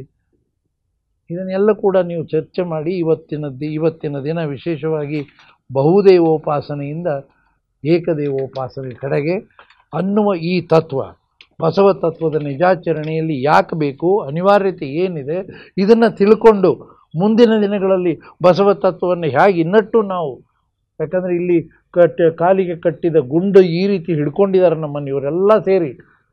ತಪ್ಪು ತಿಳ್ಕೋಬೇಡಿ ಗುರುಗಳೇ, ಸಂಸ್ಕೃತ ಭೂಯಿಷ್ಠವಾದ ಸಮಾಜ, ಅದರ ಹಿನ್ನೆಲೆ ಇರತಕ್ಕಂಥ ಗುರುವರಿಯರು, ಅದೇ ಸತ್ಯ, ನಮ್ಮದೇ ಸತ್ಯ, ನಮ್ಮಿಂದನೇ ಬಂದಿದೆ ಅನ್ನೋ ಸೃಷ್ಟಿ ವಿತಂಡವಾದವನ್ನು ಮಾಡ್ತಾರೆ. ನಮ್ಮ ಸೌಜನ್ಯತೆ, ನಮ್ಮ ಶರಣ ಸಂಸ್ಕೃತಿಯಲ್ಲಿ ಸೌಜನ್ಯತೆ ಇರೋದರಿಂದ ಎಲ್ಲಕ್ಕೂ ಪ್ರತೀಕಾರ ಮಾಡೋದಿಲ್ಲ. ಇದೆಲ್ಲವನ್ನು ಸ್ವಲ್ಪ ನಾವು ಎದೆಯಲ್ಲಿ ಇಟ್ಕೊಂಡು ಈ ಬಹುದೇವೋಪಾಸನೆಯಿಂದ ಏಕದೇವೋಪಾಸನೆ, ಇದೇಕ ದೇವ ಅಂದರೆ ಏನು, ಬಹುದೇವ ಅಂದರೆ ಏನು, ನೈಸರ್ಗದಲ್ಲಿ ಬರ್ತಕ್ಕಂಥ ದೇವರುಗಳು ಎಲ್ಲಿ ಸೃಷ್ಟಿಯಾದರು, ಅಷ್ಟೇ ಅಲ್ಲದೆ ಈ ಉಪಾಸನೆ ಅನ್ನೋ ಶಬ್ದವೇ ಎಲ್ಲಿ ಸೃಷ್ಟಿಯಾಯಿತು, ಅದರ ಮೂಲಕ ಇಡೀ ಇತಿಹಾಸವನ್ನು ಸ್ವಲ್ಪ ತಾವು ಸಮೀಕರಿಸಿ ಇದನ್ನು ಹೇಳಿದ್ದೆ. ಆದರೆ ನಮಗೂ ಸ್ವಲ್ಪ ಜ್ಞಾನದ ವಿಕಾಸ ಆಗಲಿ ಅನ್ನೋದು ನೆಲೆಗೆ ಈ ಚರ್ಚೆಯನ್ನು, ಸುಮ್ಮನೆ ಇಲ್ಲಿ ನಮ್ಮ ವ್ಯವಸ್ಥೆ ಇದೆ ಅಂತ ಎಲ್ಲರ ಸಮಯವನ್ನು ನಾನು ಹಾಳು ಮಾಡೋಕ್ಕೆ ಇಚ್ಛೆ ಪಡೋದಿಲ್ಲ. ನಾನು ಒಬ್ಬ ಸಾಮಾನ್ಯನಾಗಿ ಸಾಮಾನ್ಯ ಪ್ರಶ್ನೆಯನ್ನು ಕೇಳ್ತೇನೆ, ಮುಂದೆ ತಮ್ಮ ವಿದ್ವತ್ಪೂರ್ಣ ಜ್ಞಾನದಿಂದ ಅಲ್ಲೂ ತಾವು ಪ್ರಶ್ನೆಯಲ್ಲಿ ಕೊನೆಗೆ ವಿದ್ವತ್ಪೂರ್ಣ ಅಂದರೆ, ವಿದ್ವತ್ತು ಅನುಭವ ಅಲ್ಲ, ಅದು ಬೌದ್ಧಿಕವಾಗಿರುವಂಥ ಕಸರತ್ತಾಗತ್ತೆ. ವಿದ್ವತ್ಪೂರ್ಣ ಅಲ್ಲ, ನಿಮ್ಮ ಆನುಭಾವಿಕ ನುಡಿಯನ್ನು ಹೇಳಿ ಅಂತ ಅಷ್ಟೇ ಹೇಳಬೇಕು. ಆಯ್ತು, ಆನುಭಾವಿಕದ ನುಡಿಯನ್ನೇ ನುಡಿರಿ. ಈಗ ತಾವು ಹೇಳಿದ್ರಿ ಬಹುದೇವೋಪಾಸನೆ ಮತ್ತು ಏಕದೇವೋಪಾಸನೆ. ಹೌದು. ಈ ಬಹಳ ಮತ್ತು ಏಕ ಅಂತ ಅನ್ನೋದಕ್ಕಿಂತಲೂ ಅದೇ ಶಬ್ದ ನಮ್ಗೆ ಇನ್ನೊಂದು ಸೂಚನೆ ಕೊಡ್ತಾ ಇದೆ. ಏನು ಅಂತ ಹೇಳಿದ್ರೆ, ಬಹುದೇವೋಪಾಸನೆ ಅದಿರಲಿ, ಏಕದೇವೋಪಾಸನೆ ಇರಲಿ, ಏಕೆ ದೇವೋಪಾಸನೆ ಅಂತ ಪ್ರಶ್ನೆ ನಲ್ಲಿದೆ ಅಲ್ಲಿ. ಏಕೆ ದೇವೋಪಾಸನೆ ಅದು ಸತ್ಯನೇ, ಯಾಕೆ ದೇವೋಪಾಸನೆ ಬೇಕು? ಅಲ್ಲ, ಏಕೆ ದೇವೋಪಾಸನೆ ಅಂತ ಅನ್ನುವಂಥ ಪ್ರಶ್ನೆಯಲ್ಲಿ ಹೌದು ದೇವೋಪಾಸನೆ ಬೇಕು ಅಂತ ಅಂದಮೇಲೆ ಅದು ಬಹುವಾಗಿರಬೇಕು ಅಥವಾ ಸಿಂಗಲ್ ಆಗಿರಬೇಕು ಅಂತ ಹೇಳಿ ಆಮೇಲೆ ಯೋಚನೆ ಮಾಡಬೇಕಾದ ಪ್ರಸಂಗ. ಆಯ್ತು ಗುರುಗಳೇ. ನೋಡಿ, ಏಕದೇವೋಪಾಸನೆ ಅಂತ ನೋಡಿ, ಒಂದು ಅಪ್ಪ ಬಸವಣ್ಣ ಒಂದು ಮಾತು ಹೇಳಿದ್ರು. ಇಂಥ ಪ್ರಶ್ನೆಗಳು ಅವ್ರ ಕಾಲದಲ್ಲೂ ಬಂದಾಗ, ದೇವನೊಬ್ಬ ನಾಮ ಹಲವು. ನೀನು ಏನಾದ್ರೂ ಕರಿಯಪ್ಪ, ನೀನು ಯಾವ ದೇವರನ್ನಾದ್ರೂ ನೀನು ಪೂಜೆ ಮಾಡ್ತಾ ಇದೆಯಲ್ಲ, ಅದು ನಿನ್ನ ವ್ಯವಹಾರ. ಆದ್ರೆ ನಿನ್ನ ಆಚರಣೆ ಮತ್ತು ಗುರಿ, ಲಕ್ಷ್ಯ ಏಕವಾಗಿರಬೇಕು. ಅದಕ್ಕೆ ಲೌಕಿಕವಾದ ಉದಾಹರಣೆ ಕೊಟ್ಟರು. ಪತಿವ್ರತೆಗೆ ಗಂಡನೊಬ್ಬ. ಈ ಜಗತ್ನಲ್ಲಿ ನೂರಾರು ಅಗಣಿತ ಗಂಡಂದಿರಿದ್ದಾರೆ. ಆದ್ರೆ ಒಬ್ಬ ಪತಿವ್ರತೆಗೆ ನಾನು ಒಪ್ಪಿದಂಥವನು ಒಬ್ಬನನ್ನ ಗಂಡ ಅಂತ ಸ್ವೀಕಾರ ಮಾಡ್ತಾಳೆ ಹೊರತು ಇನ್ನು ಬಾಕಿಯವ್ರನ್ನ ಅಣ್ಣ ತಮ್ಮ ಅಂತ ಬೇರೆ ರೀತಿಯಿಂದ ಅವ್ರನ್ನ ಗೌರವಿಸ್ಬೋದು. ಹಾಗೆ ಆಚರಣೆಯ ವಿಚಾರ ಬಂದಾಗಲೂ ಸಹ ನಿನ್ನ ಆಚರಣೆಯಲ್ಲಿ ಯಾವ ಮಾರ್ಗದಲ್ಲಿ ನೀನು ಹೋಗ್ತಾ ಇದ್ದೀಯಾ ಅಂತ ಅನ್ನುವಂಥ ಲೆಕ್ಕದಲ್ಲಿ, ನಿನ್ನ ಕಲ್ಪನೆಯ ಬೆಳಕಿಗೆ, ನಿನ್ನ ಅಂತರಂಗದ ಜ್ಯೋತಿಗೆ ಯಾವ ಆಕಾರ ಕೊಟ್ಟಿದ್ದೀಯಾ ಅಂತ ಅನ್ನೋದ್ರ ಮೇಲೆ ನಿನ್ನ ಆಕಾರದಂತೆ ನಿನ್ನ ಪೂಜೆ ಇರುತ್ತದೆ. ಯದ್ಭಾವಂ ತದ್ಭವತಿ ಅಂತ ಹೇಳ್ತಾರೆ. ನಿನ್ನ ಮನಸ್ಸು ಏನಿದೆಯೋ ಅದರಂತೆ ನಿನ್ನ ಫಲ ಇರ್ತದೆ ಅಂತ. ಮನಸ್ಸು ಅಂತಲ್ಲ, ನಿನ್ನ ಭಾವನೆಗಳು ಹೇಗೆ ಹುಟ್ಟುತ್ತವೆ ಅದು ನಿನಗೆ ಸಾಕಾರಗೊಳ್ಳುತ್ತದೆ ಅಂತ. ಅಪ್ಪ ಬಸವಣ್ಣನವರು ಅವರ ಕಾಲದಲ್ಲಿ ಎಲ್ಲ ಕಡೆಯಲ್ಲೂ ಸಹ ಶೈವ ವೈಷ್ಣವ ದೇವತೆಗಳ ಸಂಖ್ಯೆ ಬೇಕಾದಷ್ಟಿತ್ತು. ಅಷ್ಟೊತ್ತಿಗಾಗಲೇ ದೇವತೆಗಳ ಸಂಖ್ಯೆ ಮಾಡ್ಕೊಂಡು ಫಜೀತಿ ಬಿದ್ದೋಗಿದ್ರು ಜನ. ಆದರೆ ಅಪ್ಪ ಬಸವಣ್ಣ ಅವಾಗ ಯಾವುಗಳ ಬಗ್ಗೆನೂ ವ್ಯಾಖ್ಯಾನ ಮಾಡ್ಲಿಕ್ಕೆ ಹೋಗ್ಲಿಲ್ಲ. ಶಿವ ದೊಡ್ಡವನು, ವಿಷ್ಣು ದೊಡ್ಡವನು, ಅವನು ದೊಡ್ಡವನು, ಇವನು ದೊಡ್ಡವನು ಹೋಗ್ಲಿಲ್ಲ. ಅವ್ರ ಆಲೋಚನೆ ಇಷ್ಟೇ, ಅಗಮ್ಯ ಅಗೋಚರ ಅಪ್ರತಿಮ. ಇವರು ಹೇಳುವಂಥ ದೇವತೆಗಳು ಹೊರಗಿನ ಕಲ್ಪನೆಗಳು ಏನೇ ಇದ್ರೂ ಸಹ ಅದರ ಮೂಲ ಅದೇನೆ. ಯಾಕೆ ಅಂತ ಹೇಳಿದ್ರೆ, ವೇದದ ಮಾತು ಸಹ ಅಲ್ಲೇ ಬರ್ತದೆ. ಪ್ರತಿಯೊಂದು ವೇದಕ್ಕೆ ಯಾಕೆ ಹೇಳ್ತಾರೆ ಅಂತ ಅನ್ನೋಂಥ ಪ್ರಶ್ನೆ ತಪ್ಪು ತಿಳ್ಕೊಳಕ್ ಹೋಗ್ಬೇಡಿ. ಇಲ್ಲ, ನಮ್ ಸಂಸ್ಕೃತ ಬರಲ್ಲ, ಅದಕ್ಕೆ ನಾವು ಅಲ್ಲ, ಒಂದ್ ಹೇಳೋದ್ ಕೇಳಿ. ಅದ್ರಲ್ಲಿ ಏನ್ ಹೇಳ್ತಾರೆ, ದೇವರು ಎಲ್ಲಿದ್ದಾನೆ ಅಂತ ಅನ್ನೋಂಥ ಲೆಕ್ಕಾಚಾರಕ್ಕೆ ಅವರು ವೇದದಲ್ಲಿ ಉಪನಿಷತ್ನಲ್ಲಿ ಬರುವಂತ ಮಾತು, ಅದರ ವಾಸ್ತವತೆಯನ್ನ ನಾವು ತಿಳ್ಕೊಳ್ಬೇಕು. ಎಲ್ಲಿ ಮಾತುಗಳು ಸುಮ್ಮನಾಗ್ತವೆ, ಯಥೋ ವಾಚೋ ನಿವರ್ತಂತೆ, ಎಲ್ಲಿ ಮಾತುಗಳು ಮೌನವಾಗ್ತವೆ, ಮಾತಿನಲ್ಲಿ ಹೇಳಕ್ಕಾಗದೆ ಮಾತುಗಳು ಸೋತು ಹೋಗ್ತವೆ. ಅಪ್ರಾಪ್ಯ ಮನಸಾ ಸಹ, ಮನಸ್ಸು ಸಹ ಆ ನೆಲೆಯನ್ನು ತಲುಪಲಾರದೆ ಅಮನಸ್ಕವಾದಂಥ ನೆಲೆಗೂ ಬರ್ತದೆ. ಅಲ್ಲಿಂದ ಮುಂದೆ ಇರ್ತಕ್ಕಂಥದ್ದು ಆ ದಿವ್ಯವಾಗಿರ್ತಕ್ಕಂಥ ಅನುಭವ ಇದೆಯಲ್ಲ, ಶಬ್ದ ಮತ್ತು ಮನಸ್ಸಿಗೆ ಮೀರಿದಂತಹ ನೆಲೆ ಇದೆಯಲ್ಲ, ಅದನ್ನ ದೇವರು ಅಂತ ಹೇಳ್ತಾರೆ. ತದೇವ ಬ್ರಹ್ಮ ತ್ವಂ ವಿದ್ಧಿ. ಅಲ್ಲಿ ನಾರಾಯಣ, ಬ್ರಹ್ಮ ಇತ್ಯಾದಿಗಳೆಲ್ಲಿವೆ? ಆಯ್ತಪ್ಪ, ಈ ಜಗತ್ನಲ್ಲಿ ತ್ರಿಮೂರ್ತಿಗಳಲ್ಲಿ ನೋಡಿ ಇವೆಲ್ಲ ಏನು ಅಂತಂದ್ರೆ ಪಂಡಿತರುಗಳೇನ್ ಮಾಡಿದ್ರು ಅಂದ್ರೆ ದೇವತೆಗಳನ್ನ ಸೃಷ್ಟಿ ಮಾಡಿ ಪರಸ್ಪರ ಜಗಳ ಕಾಯಿಸಿದ್ರು ಪುರಾಣಗಳಲ್ಲಿ. ಶಿವನೇ ದೊಡ್ಡವನು, ವಿಷ್ಣುವೇ ದೊಡ್ಡವನು ಅಂತ ಹೇಳಿ ಅವರಿಬ್ರು ಬಡದಾಡಕ್ ಹಚ್ಚಿದ್ರು. ಇವೆಲ್ಲ ಕಥೆಗಳೇನು ಅಂತಂದ್ರೆ ನಮ್ಮ ಲೌಕಿಕವಾಗಿರುವಂತ ನೆಲೆಯಲ್ಲಿ ನಮ್ಮ ಪಾಂಡಿತ್ಯವನ್ನ ಪ್ರದರ್ಶನ ಮಾಡೋದೇ ಹೊರತು ಆನುಭಾವಿಕ ನೆಲೆಯಲ್ಲಿ ಯಾವುದೂ ಅಲ್ಲ. ಅಲ್ಲ, ಇವತ್ತಿನ ಸ್ಥಿತಿಯಲ್ಲೂ ಕೂಡ ಇಲ್ಲದ ದೇವರುಗಳನ್ನು ಸೃಷ್ಟಿ ಮಾಡಿ ಎಷ್ಟೊಂದು ಸರ್ಕಾರಗಳೇ ಮಾಡ್ತಾ ಇವೆ. ಒಳ್ಳೆ ವಿಚಿತ್ರವಾದ ಸ್ಥಿತಿ ಬಂತು ಕರ್ನಾಟಕದಲ್ಲಾದರೂ. ಬಸವಣ್ಣ ಸಾಂಸ್ಕೃತಿಕ ನಾಯಕ ಅನ್ನೋದನ್ನು ಹೇಳಿ ಒಂದು ಸಂಸ್ಕೃತಿ ಕಡೆಗೆ ಹೊರಟರು. ಅಲ್ಲಿ ನಮ್ಮ ಕೇಂದ್ರ ಸರ್ಕಾರದಲ್ಲಿ ದೇವರುಗಳನ್ನು ದೇವಸ್ಥಾನಗಳನ್ನು ಅಲ್ಲ, ಇದನ್ನೇ ಕನ್ನಡದ ಕವಿ ಶಿವರುದ್ರಪ್ಪನವರು ಒಂದ್ ಕಡೆ ಹೇಳ್ತಾರೆ, ಹೇಳಿದರು. ಎಲ್ಲೋ ಹುಡುಕಿದೆ ಇಲ್ಲದ ದೇವರ ಕಲ್ಲು ಮಣ್ಣುಗಳ ಗುಡಿಯೊಳಗೆ, ಇಲ್ಲೇ ಇರುವ ಪ್ರೀತಿ ಸ್ನೇಹಗಳ ಗುರುತಿಸದಾದೆನು ಎನ್ನೊಳಗೆ. ಅಲ್ಲ, ಅದು ಕವಿವಾಣಿ ಅಲ್ಲ, ಕವಿವಾಣಿ ಅಲ್ಲ, ಇದು ಅನುಭಾವಿಕವಾದಂತ ನೆಲೆ. ಅದನ್ನು ಗಮನಿಸಿ ಅವರು ಬರ್ದಿರೋದಲ್ಲಿ. ಅಲ್ಲ, ಸತ್ಯ ಅವ್ರು ಬರೆದಿರೋ ಸತ್ಯ ಗುರುವೇ. ಆದರೆ ಸಾಮಾನ್ಯ ಅದನ್ನು ತಿಳ್ಕೊಳ್ಳೋಕೆ ಸಿದ್ಧ ಇಲ್ವಲ್ಲ. ಅಲ್ಲ ನೋಡಿ, ಸಹಜವಾಗಿ ನೀವೇ ಒಂದೇನೋ ಅಲ್ಲಿಗೆ ಹೋಗು ಶನಿವಾರ ದೇವ್ರ ಸಹಜವಾಗಿರುವಂತ ಬೋಧನೆ ನೋಡಿ. ಅವರು ಆ ಪದ್ಯದ ಸಾಲು ಮುಂದೆ ಇದೆ, ಹೇಳಿ. ಇಲ್ಲಿದೆ ನಂದನ, ಇಲ್ಲಿದೆ ಬಂಧನ, ಎಲ್ಲಾ ಇದೆ ಈ ನಮ್ಮೊಳಗೆ, ಒಳಗಿನ ತಿಳಿಯನು ಕಲಕದೆ ಇದ್ದರೆ ಅಮೃತದ ಸವಿ ಇದೆ ನಾಲಿಗೆಗೆ. ಎಷ್ಟು ಸ್ವಾರಸ್ಯ ಇದೆ ನೋಡಿ. ಅದು ಇದೆ, ಸ್ವಾರಸ್ಯ ಇದೆ. ಅಲ್ಲ, ನಾನು ಒಳಗಿನ ತಿಳಿ ಯಾವ್ದಂದ್ರೆ ಅವನ್ ದೊಡ್ಡವನು, ಇವನ್ ದೊಡ್ಡವನು, ಇವನ್ ಹೇಳಿ ಸರಿ ಇಲ್ಲ, ಅವನ್ ಹೇಳಿ ಸರಿ ಇಲ್ಲ ಅಂತ ಈ ಕೆಸರು ಮಾಡ್ಕೊಂಡು ಕೂತಿದೀವಿ ನಾವು. ಒಳಗಿನ ತಿಳಿಯನು ಕಲಕದೆ ಇದ್ದರೆ ಅಮೃತದ ಸವಿ ಇದೆ ನಾಲಿಗೆಗೆ. ಆಮೇಲೆ ಇಷ್ಟೆಲ್ಲ ಆಯ್ತಲ್ಲ, ಈ ಪಾಂಡಿತ್ಯದ ನೆಲೆಯಲ್ಲೂ ಸಹ ನಮ್ಮ ಪರಿಸ್ಥಿತಿ, ನಾವು ಹೇಳಿದ್ದೆ ಸರಿ ಅಲ್ಲ. ಆ ಲೆಕ್ಕದಲ್ಲಿ ಒಂದ್ ಹೇಳ್ತಾರೆ, ಹತ್ತಿರವಿದ್ದು ದೂರ ನಿಲ್ಲುವೆವು ನಮ್ಮ ಅಹಮ್ಮಿನ ಕೋಟೆಯಲ್ಲಿ, ಹೊಂದಿಕೆ ಎಂಬುದು ಎಷ್ಟು ಕಷ್ಟವೋ 4 ದಿನದ ಈ ಬದುಕಿನ. ಇದು ಅಲ್ಲ, ಆಧುನಿಕ ಕವಿವಾಣಿ ಇರಬಹುದು, ಆದ್ರೆ ಆ ಮನಸ್ಸಿನ ಮಿಡಿತವನ್ನ ನಾವು ಗಮನಿಸಿ. ಅಲ್ಲ ಗುರು, ಅರ್ಥ ಆಗ್ತಾ ಇದೆ ನನಗೆ. ಆಮೇಲೆ ಅಷ್ಟೇ ಅಲ್ಲ, ಅಪ್ಪ ಬಸವಣ್ಣ ಹೇಳಿದ್ರು, ಅಗಮ್ಯ ಅಗೋಚರ ಅಪ್ರತಿಮ. ಅದೇನು ಅಗಮ್ಯ ಅಗೋಚರ ಅಪ್ರತಿಮಗಳನ್ನ ನಾವು ಪ್ರಕೃತಿಯಲ್ಲೂ ನೋಡ್ಬೋದಲ್ಲ. ನೋಡ್ಬೋದು. ನಾವು ಎಷ್ಟೇ ಓಡಿದ್ರು ನಾವು ಬಯಲನ್ನ ಹಿಡಿಯಕ್ಕಾಗೋದಿಲ್ಲ. ಅದಕ್ಕೆ ಶರಣರು ಹೇಳಿದ್ರು ನಿರಾಳ ಗುರು ಸ್ತೋತ್ರದಲ್ಲಿ, ಬಯಲ ರೂಪ ಆಗಿದ್ದ ಲಿಂಗವ ಬಯಲ ಹಸ್ತದೊಳಿರಿಸಿ ಸಂತತ ಬಯಲ ಪೂಜೆಯ ಮಾಡಿ ಮನ ಮುಳುಗಾಡಿ ಮುದದಿಂದ ಬಯಲ ದ್ರವ್ಯಗಳರ್ಪಿಸಿ ನಿರ್ಬಯಲ ಶೇಷವನುಂಡು ಸುಖಿಸುವ ಬಯಲೊಳಗೆ ನಿರವಯಲ ತೋರಿದ ಗುರುವೇ ಶರಣಾರ್ಥಿ. ಈ ಮಾತು ಯಾರಿಗನ್ವಯ ಆಗುತ್ತೆ? ಯಾವ ಗುರುಗೆ ಹೇಳ್ತಾ ಇರೋದು? ಅದು ಪ್ರಭುದೇವ್ರಿಗೆ ಹೇಳೋದು. ಬಯಲು ಬಯಲನೆ ಬಿತ್ತಿ ಬಯಲು ಬಯಲನೆ ಬೆಳೆದು ಬಯಲು ಬಯಲೊಳಗೆ ಬಯಲಾಯಿತಯ್ಯ, ಬಯಲ ಜೀವನ ಬಯಲ ಭಾವನೆ ಬಯಲು ಬಯಲೊಳಗೆ ಬಯಲಾಯಿತಯ್ಯ. ನಿಮ್ಮ ಪೂಜಿಸಿದವರೆಲ್ಲರೂ ಮುನ್ನವೇ ಬಯಲಾದರು, ನಾನಿಮ್ಮ ನೆಮ್ಮಿ ಬಯಲಾದೆ ಗುಹೇಶ್ವರ. ಈ ಒಂದು ಅಗಮ್ಯ ಅಗೋಚರ ಅಪ್ರತಿಮ ಸ್ಥಿತಿಯನ್ನ ಶರಣರು ಆನುಭಾವಿಕ ನೆಲೆಯಲ್ಲಿ ಹೃದಯದ ಮಿಡಿತವನ್ನಾಗಿ ಹೊರಕೊಟ್ರೆ ಹೊರತು ತಮ್ಮ ಬೌದ್ಧಿಕವಾಗಿರ್ತಕ್ಕಂಥ ಮಾತು, ನನ್ನ ಜ್ಞಾನ ಪಾಂಡಿತ್ಯ ಇವುಗಳಿಂದ ಬರಲಿಲ್ಲ. ಯಾವುದೇ ಲೆಕ್ಕಾಚಾರಕ್ಕೆ ಹೋದ್ರು ಎಲ್ಲ ದೇವರುಗಳು ಬಂದು ಸೇರೋದು ಅಲ್ಲೇನೆ, ಬೇರೆ ಇನ್ಯಾವುದೂ ಇಲ್ಲ. ನೀವು ಬಳಸುವಾಗ ಎಲ್ಲ ದೇವರು ನೀವೇ ಬಳಸಿದ್ರಿ. ಅಲ್ಲ, ನಿಮ್ಗೆ ಅರ್ಥವಾಗಬೇಕಲ್ಲ, ಅದಕ್ಕೋಸ್ಕರ ಅರ್ಥ ಅಲ್ಲ. ಎಲ್ಲ ದೇವರು ಅಂತ ಯಾಕಂದ್ವಿ ಅಂತಂದ್ರೆ, ನೀವೆಲ್ಲ ಏನೇನು ಕಲ್ಪನೆಗಳಿದೆಯಲ್ಲ ಅದು ನೋಡಿ. ಒಂದ್ ಹೇಳೋದು ಕೇಳಿ, ನಾನು ಲೌಕಿಕವಾದ ವ್ಯವಸ್ಥೆ ನಾವು ತೆಗೆದುಕೊಳ್ಳಿ. ನಾನು ಇಲ್ಲಿಂದ ದೆಹಲಿಗೆ ಹೋಗ್ಬೇಕು. ಹೌದು, ಬೈ ರೋಡ್ ಹೋಗ್ಬೋದು, ಏನ್ ತೊಂದರೆ ಇದೆಯಾ? ಏನು ಅದಕ್ಕೆ ತಿಂಗಳಗಟ್ಲೆ ಒಂದು ವಾರಗಟ್ಲೆ ಟೈಮ್ ಹಿಡಿತೀನಿ. ರೈಲ್ನಲ್ಲಿ ಹೋಗ್ಬೋದು, ಆಯಾಸ ಇಲ್ದಂಗೆ, ಏರಿಳಿತಗಳು ಇಲ್ದಂಗೆ ರೈಲ್ನಲ್ಲೂ ಹೋಗ್ಬೋದು, ವಿಮಾನದಲ್ಲೂ ಹೋಗ್ಬೋದು. ಹೌದು, 3 ಗಂಟೆಯಲ್ಲಿ ಹೋಗ್ಬೋದು.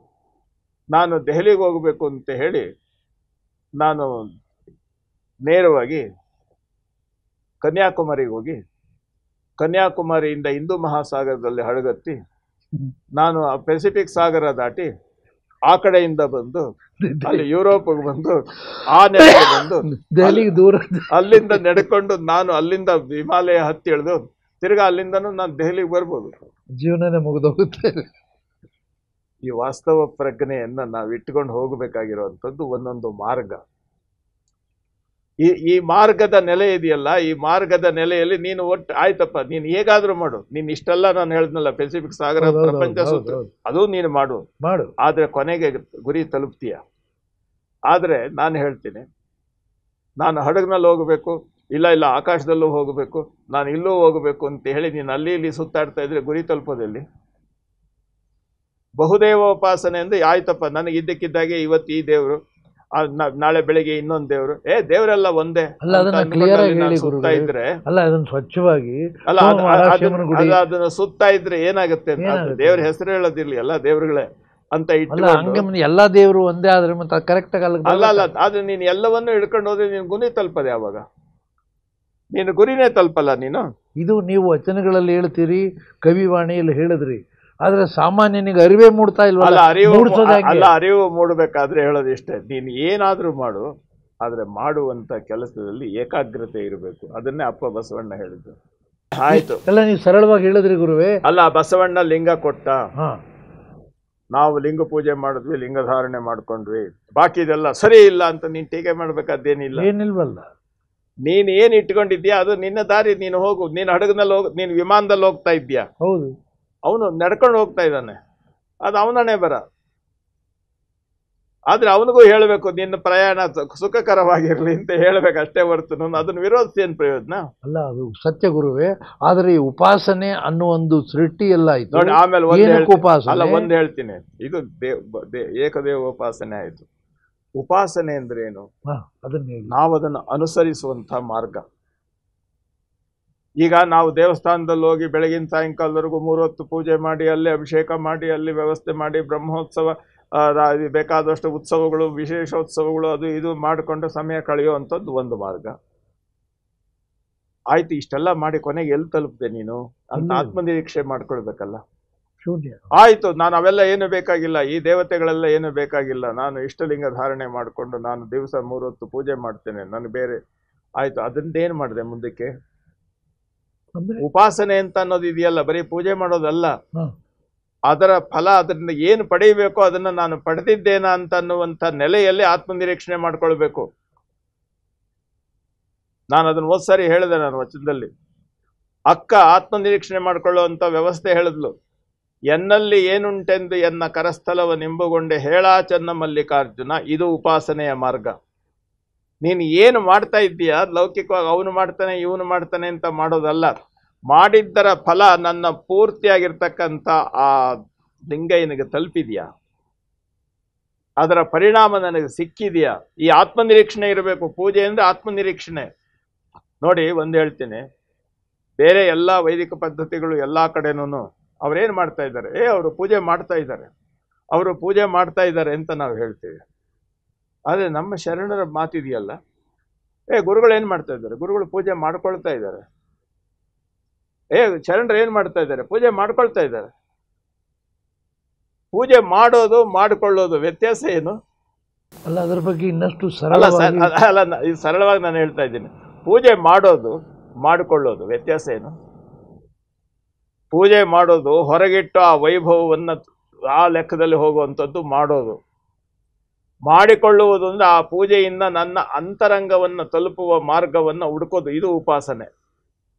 ಇನ್ನೊಮ್ಮೆ ಹೇಳಿ ಎಲ್ರಿಗಾಗಿ. ಅಲ್ಲ, ಪೂಜೆ ಮಾಡೋದು ಹೊರಗಡೆ ಮಾಡೋದು. ಅವರೆಂತ ಮಹಾಪೂಜಕರು, ಏನು ಅದ್ಭುತವಾಗಿ, ಏನು ಅದು ಲಕ್ಷಾರ್ಚನೆ, ಏನು ಅದ್ಭುತವಾದಂತ ರೀತಿಯಲ್ಲಿ ಪೂಜೆ ಮಾಡ್ತಾ ಇದ್ದಾರೆ. ಕೋಟಿ ಬಿಲ್ವಾರ್ಚನೆ ಅಲ್ಲ, ಮಾಡ್ತಾ ಇದ್ದಾರೆ, ಮಾಡ್ತಾ ಇದ್ದಾರೆ. ಆದರೆ ಶರಣರು ಮಾಡ್ತಾ ಇದ್ದಾರೆ ಅಂತ ಅಲ್ಲ, ಮಾಡ್ಕೊಳ್ತಾ ಇದ್ದಾರೆ. ಏನು ಮಾಡ್ಕೊಳ್ತಾ ಇದ್ದಾರೆ? ನಾವು ಮಾಡುವ ಪೂಜೆ ನಮ್ಮ ಅಂತರಂಗದ ಒಂದು ಆಡಿಟಿಂಗ್ ವ್ಯವಸ್ಥೆ, ಅದು ಅಂತರಂಗದ ಪರಿಶೋಧನೆ. ಇದು ಉಪಾಸನೆ. ನೋಡಿ, ಒಂದು ಮಾತು ಹೇಳ್ತೀನಿ. ಅಕ್ಕ ಅಷ್ಟವಿಧಾರ್ಚನೆ ಷೋಡಶೋಪಚಾರವ ಮಾಡುವುದು ಅಪ್ಪನ ಬಸವಣ್ಣನ ವಚನದಲ್ಲೂ ಬರುತ್ತೆ. ಅಷ್ಟವಿಧಾರ್ಚನೆ ಅಂದ್ರೇನು? ನಾವೆಲ್ಲ ಮಾಡ್ತೇವೆ. ಅಭಿಷೇಕ, ಹೂಪತ್ರೆ, ಗಂಧ, ಅಕ್ಷತೆ. ನೋಡಿ, ಅಭಿಷೇಕ, ಹೂವು, ಪತ್ರೆ, ಗಂಧ, ಅಕ್ಷತೆ, ಧೂಪ, ದೀಪ, ನೈವೇದ್ಯ, ತಾಂಬೂಲ. ಇದು 8 ವಿಧವಾದ ಅರ್ಚನೆ. ಅಭಿಷೇಕ ಮಾಡೋದು, ಏನು ನಿಂತ್ಕೊಂಡು ಸಹಸ್ರ ಕುಂಭಾಭಿಷೇಕ, ತಲೆ ಮೇಲೆ ಕುಂಭ ಹೊತ್ಕೊಂಡು ಅಲ್ಲಿಂದ ಏನು 106 ಜನ ಬಂದು ಗುರುಗಳಲ್ಲಿ ಕೂತ್ಕೊಂಡ್ರೆ ಅಲ್ಲಿ ದೇವರಿಟ್ಟು ಒಂದು ಕೊರ ಕೊಟ್ರೆ 1000 ಕೊಡ ನಾನು ಹೊತ್ಕೊಂಡು ಬರಲಿಲ್ಲ, ಅವ್ರು ಹೊತ್ಕೊಂಡು ಬಂದ್ರು, ನಾನು ಬಗ್ಗಿಸ್ತೆ. ಸಹಸ್ರ ಕುಂಭಾಭಿಷೇಕ ಮಾಡಿದವನು ಯಾರು? ನಾನು. ಯಾರಿಗೆ? ನಿನಗೆ ತಲುಪ್ತಾ? ಅಲ್ಲಿ ಮಾಧ್ಯಮ ಜಲ ಅಲ್ಲ, ತಲುಪ್ತಾ? ಹೌದು. ಅಕ್ಕ ಹೇಳ್ತಾಳೆ, ತನು ಕರಗದವರಲ್ಲಿ ಮಜ್ಜನವನೊಲ್ಲೆಯಯ್ಯ ನೀನು. ಯಾರು ಮೈ ಬಗ್ಸಿ ಕಾಯಕ ಮಾಡಿ ಶರೀರವನ್ನ ಕರಗಿಸಿ ಬೆವರ ಹರಿಸಿ ನೀನು ಒಂದು ಹನಿ ನೀರು ಭಗವಂತನಿಗೆ ಹಾಕಿದ್ರೆ ಅದು ಅವನಿಗೆ ಇಷ್ಟ ಆಗುತ್ತೆ. ಹೊರಗೆ ಭಕ್ತರು ತಂದು ಕೊಟ್ರು ಅಂತ ಹೇಳಿ ಸುರಿಯೋದು ಅದು ಅಭಿಷೇಕ ಅಲ್ಲ. ನಿನಗೆ ಸುಸ್ತೇ ಆಗಿಲ್ಲ, 1000 ಕೊಡ ನೀರು ನೀನೇ ತಂದೇನು? ಅದಾಯ್ತಲ್ಲ.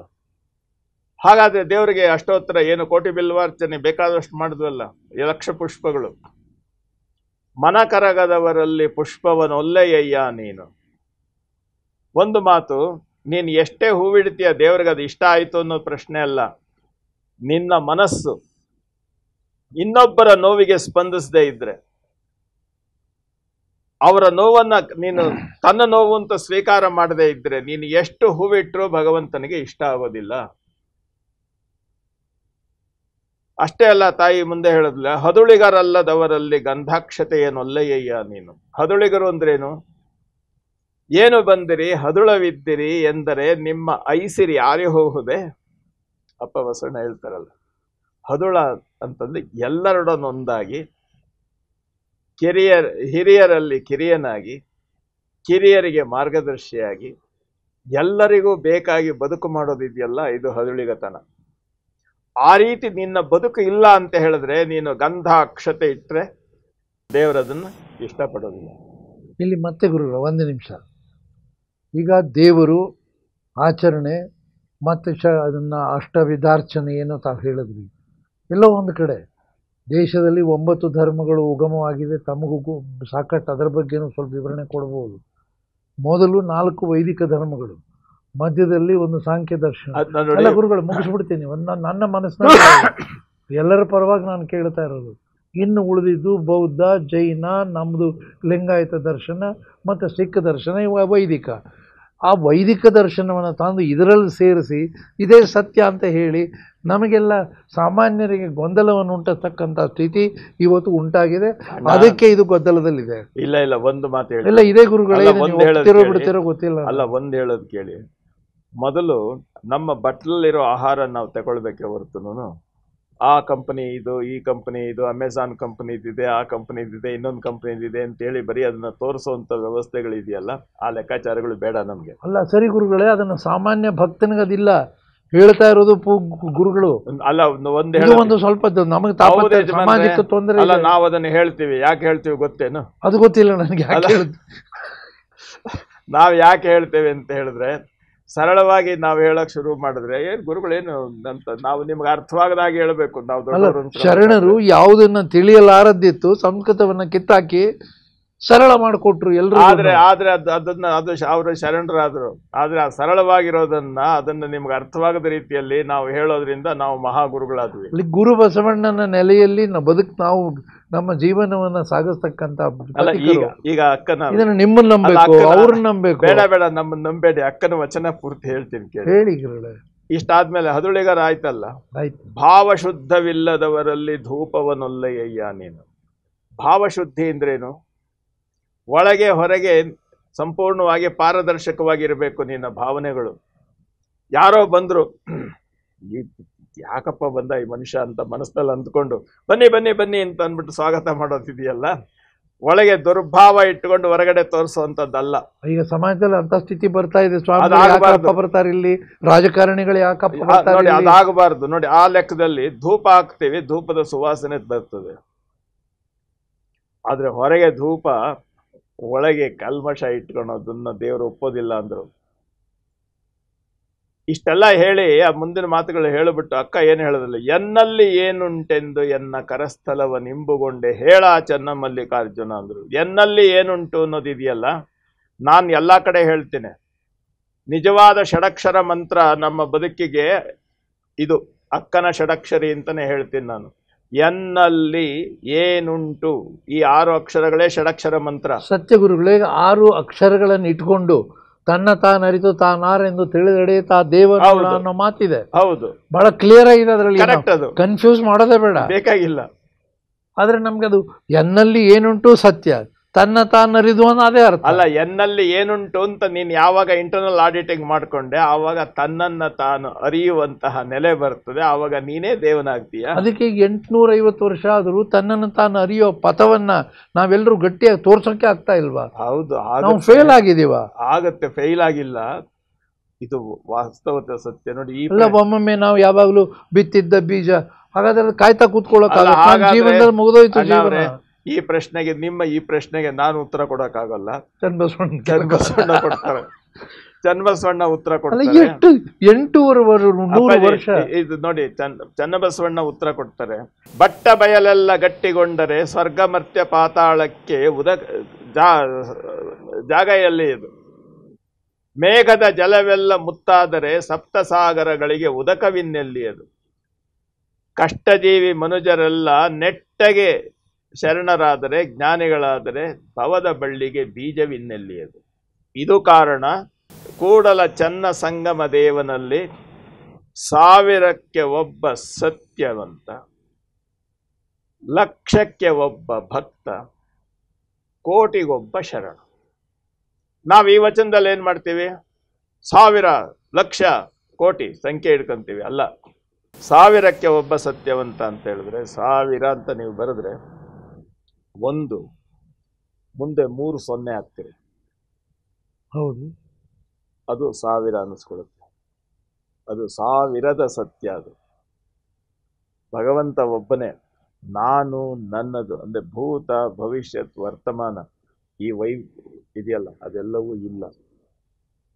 ಮಾಡುವಾತ ನಾನಲ್ಲ 1 0, ಬೇಡುವಾತ ನಾನಲ್ಲ 1 0, ನೀಡುವಾತ ನಾನಲ್ಲ 3 0. ಇವು 3 0 ಹಾಕಿ ನಿನಗೆ ನೀ ಮಾಡಿಕೊ ಅನ್ನೋದಿದೆಯಲ್ಲ, ಇದು ಸತ್ಯ ಪ್ರತಿಪಾದನೆ. 1000ಕ್ಕೆ ಒಬ್ಬ ಸತ್ಯವಂತ ಅಂದ್ರೆ 1000ದ ಈ ನೆಲೆಯನ್ನು ತಲುಪಿದವನು ಸತ್ಯ ಅನ್ವೇಷಿ. ಆಯ್ತು ಗುರು, 1000 ಆಯ್ತು, ಈಗ 1,00,000. 1,00,000ಕ್ಕೊಬ್ಬ ಭಕ್ತ. ಯಾವುದು 1,00,000? 5 0 ಅಲ್ಲ, 1ರ ಮುಂದೆ 5 0 ಹಾಕ್ತೀವಿ. 5 0 ಆಗಬೇಕು. ಯಾವುದು? ನಮ್ಮ ಪಂಚೇಂದ್ರಿಯಗಳ ನೆಲೆ ಇದೆಯಲ್ಲ, ಶಬ್ದ, ಸ್ಪರ್ಶ, ರೂಪ, ರಸ, ಗಂಧ, ಇವೆಲ್ಲವೂ 0 ಆಗಬೇಕು. 0 ಆಗಬೇಕು ಅಂತಂದ್ರೆ ಅದನ್ನ ಪದಾರ್ಥವಾಗಿ ಸ್ವೀಕಾರ ಮಾಡುವ ಮಾರ್ಗವನ್ನ ಬಿಟ್ಟು ಲಿಂಗ ಪ್ರಸಾದವಾಗಿ ಸ್ವೀಕಾರ ಮಾಡಬೇಕು. ನೋಡಿ, ಪಂಚೇಂದ್ರಿಯಗಳನ್ನ ಕೊಟ್ಟ ಭಗವಂತ ಕಣ್ಣು, ಮೂಗು, ನಾಲಿಗೆ, ಕಿವಿ ಮತ್ತು ಚರ್ಮ. ಮೂಗಿನಲ್ಲಿ ಶರಣರು ಹೇಳಿದ್ರು, ಮೂಗಿನಲ್ಲಿ ಆಚಾರಲಿಂಗ, ಬಾಯಲ್ಲಿ ಗುರುಲಿಂಗ, ಕಣ್ಣಲ್ಲಿ ಶಿವಲಿಂಗ, ಸ್ಪರ್ಶದಲ್ಲಿ ಜಂಗಮಲಿಂಗ, ಕಿವಿಯಲ್ಲಿ ಪ್ರಸಾದಲಿಂಗ. ನೀನು ಶಬ್ದ, ಸ್ಪರ್ಶ, ರೂಪ, ರಸ, ಗಂಧವನ್ನ ಏನು ಸ್ವೀಕಾರ ಮಾಡ್ತೀಯ ಅದನ್ನ ಈ ಲಿಂಗಕ್ಕೆ ಅರ್ಪಣ ಮಾಡಿ ಪ್ರಸಾದ ರೂಪದಲ್ಲಿ ಸ್ವೀಕಾರ ಮಾಡು. ಆವಾಗ ಏನಾಗುತ್ತೆ ಅಂತಂದ್ರೆ ನೀನು ಎಲ್ಲ ಏನ್ ಮಾಡ್ತೀಯೋ ಅದು ಲಿಂಗ ಪ್ರಸಾದ ಅಂತ ಅನ್ನುವಂತ ಎಚ್ಚರಿಕೆಯಲ್ಲಿ ಹೊರಗಿನ ವ್ಯವಸ್ಥೆಯನ್ನ ಹೀಗೆ ಜೋಡಿಸೋದಿದೆಯಲ್ಲ, ಇದು ಭಕ್ತಿ ಅಂತಂದ್ರೆ ಅರಿವು ಆಚಾರಗಳ ಸಂಗಮ.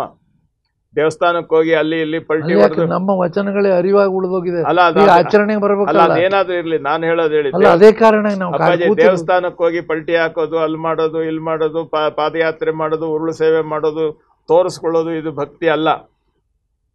ಭಕ್ತಿ ಅಂತಂದ್ರೆ ಅರಿವು ಆಚಾರಗಳ ಸಂಗಮ.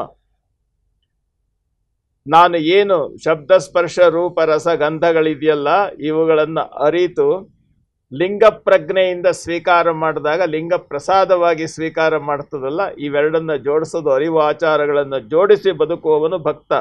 ಇದು 1,00,000ಕ್ಕೊಬ್ಬ ಭಕ್ತ. ಆಮೇಲೆ ಕೋಟಿಗೊಬ್ಬ ಶರಣ. ಕೋಟಿ ಅನ್ನೋದೇನು? ಶ್ರೇಷ್ಠತೆ, ಸಂಖ್ಯೆ ಅಲ್ಲ.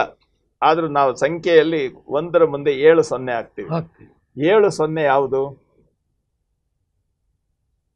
ಭಕ್ತಿ ವಿಭಕ್ತಿ ಆಗಬಾರ್ದು. ಭಕ್ತಿ ಅಂದ್ರೆ ಜೋಡಿಸೋದು, ವಿಭಕ್ತಿ ಅಂದ್ರೆ ಬಿಡಿಸೋದು. ಈಗ ನೋಡಿ, ಅಕ್ಕ ಹೇಳಿದ್ಲು, ಯಾವುದು ನಮ್ಮನ್ನ ಈ ರೀತಿ ಬೇರೆ ಮಾಡೋದು ಅಂತಂದ್ರೆ, ನಾ ಹುಟ್ಟಿದಲ್ಲಿ ಸಂಸಾರ ಹುಟ್ಟಿತ್ತು. ನಾನು ಒಂದು ಅಹಂಕಾರ ಹುಟ್ಟದಾಗ, ನಾ ಹುಟ್ಟಿದಲ್ಲಿ ಅದು ಆ ನಾನು ಅನ್ನೋದು ಎಷ್ಟು 7 ರೀತಿಯಲ್ಲಿ ಬರ್ತದೆ. ನಾನು, ನನ್ನನ್ನು, ನನ್ನಿಂದ, ನನಗೋಸ್ಕರ, ನನ್ನ ದೆಸೆಯಿಂದ, ನನಗೆ, ನನ್ನಲ್ಲಿ. ಈ 7ನ್ನ ನಮ್ಮ ಹಿಂದಿನವರು, ನಮ್ಮ ಪುರಾಣದ ವೇದ ಕಾಲದ ಹಿರಿಯರು, ಅನುಭವಿಗಳು ಏನ್ ಹೇಳಿದ್ರು ಗೊತ್ತಾ?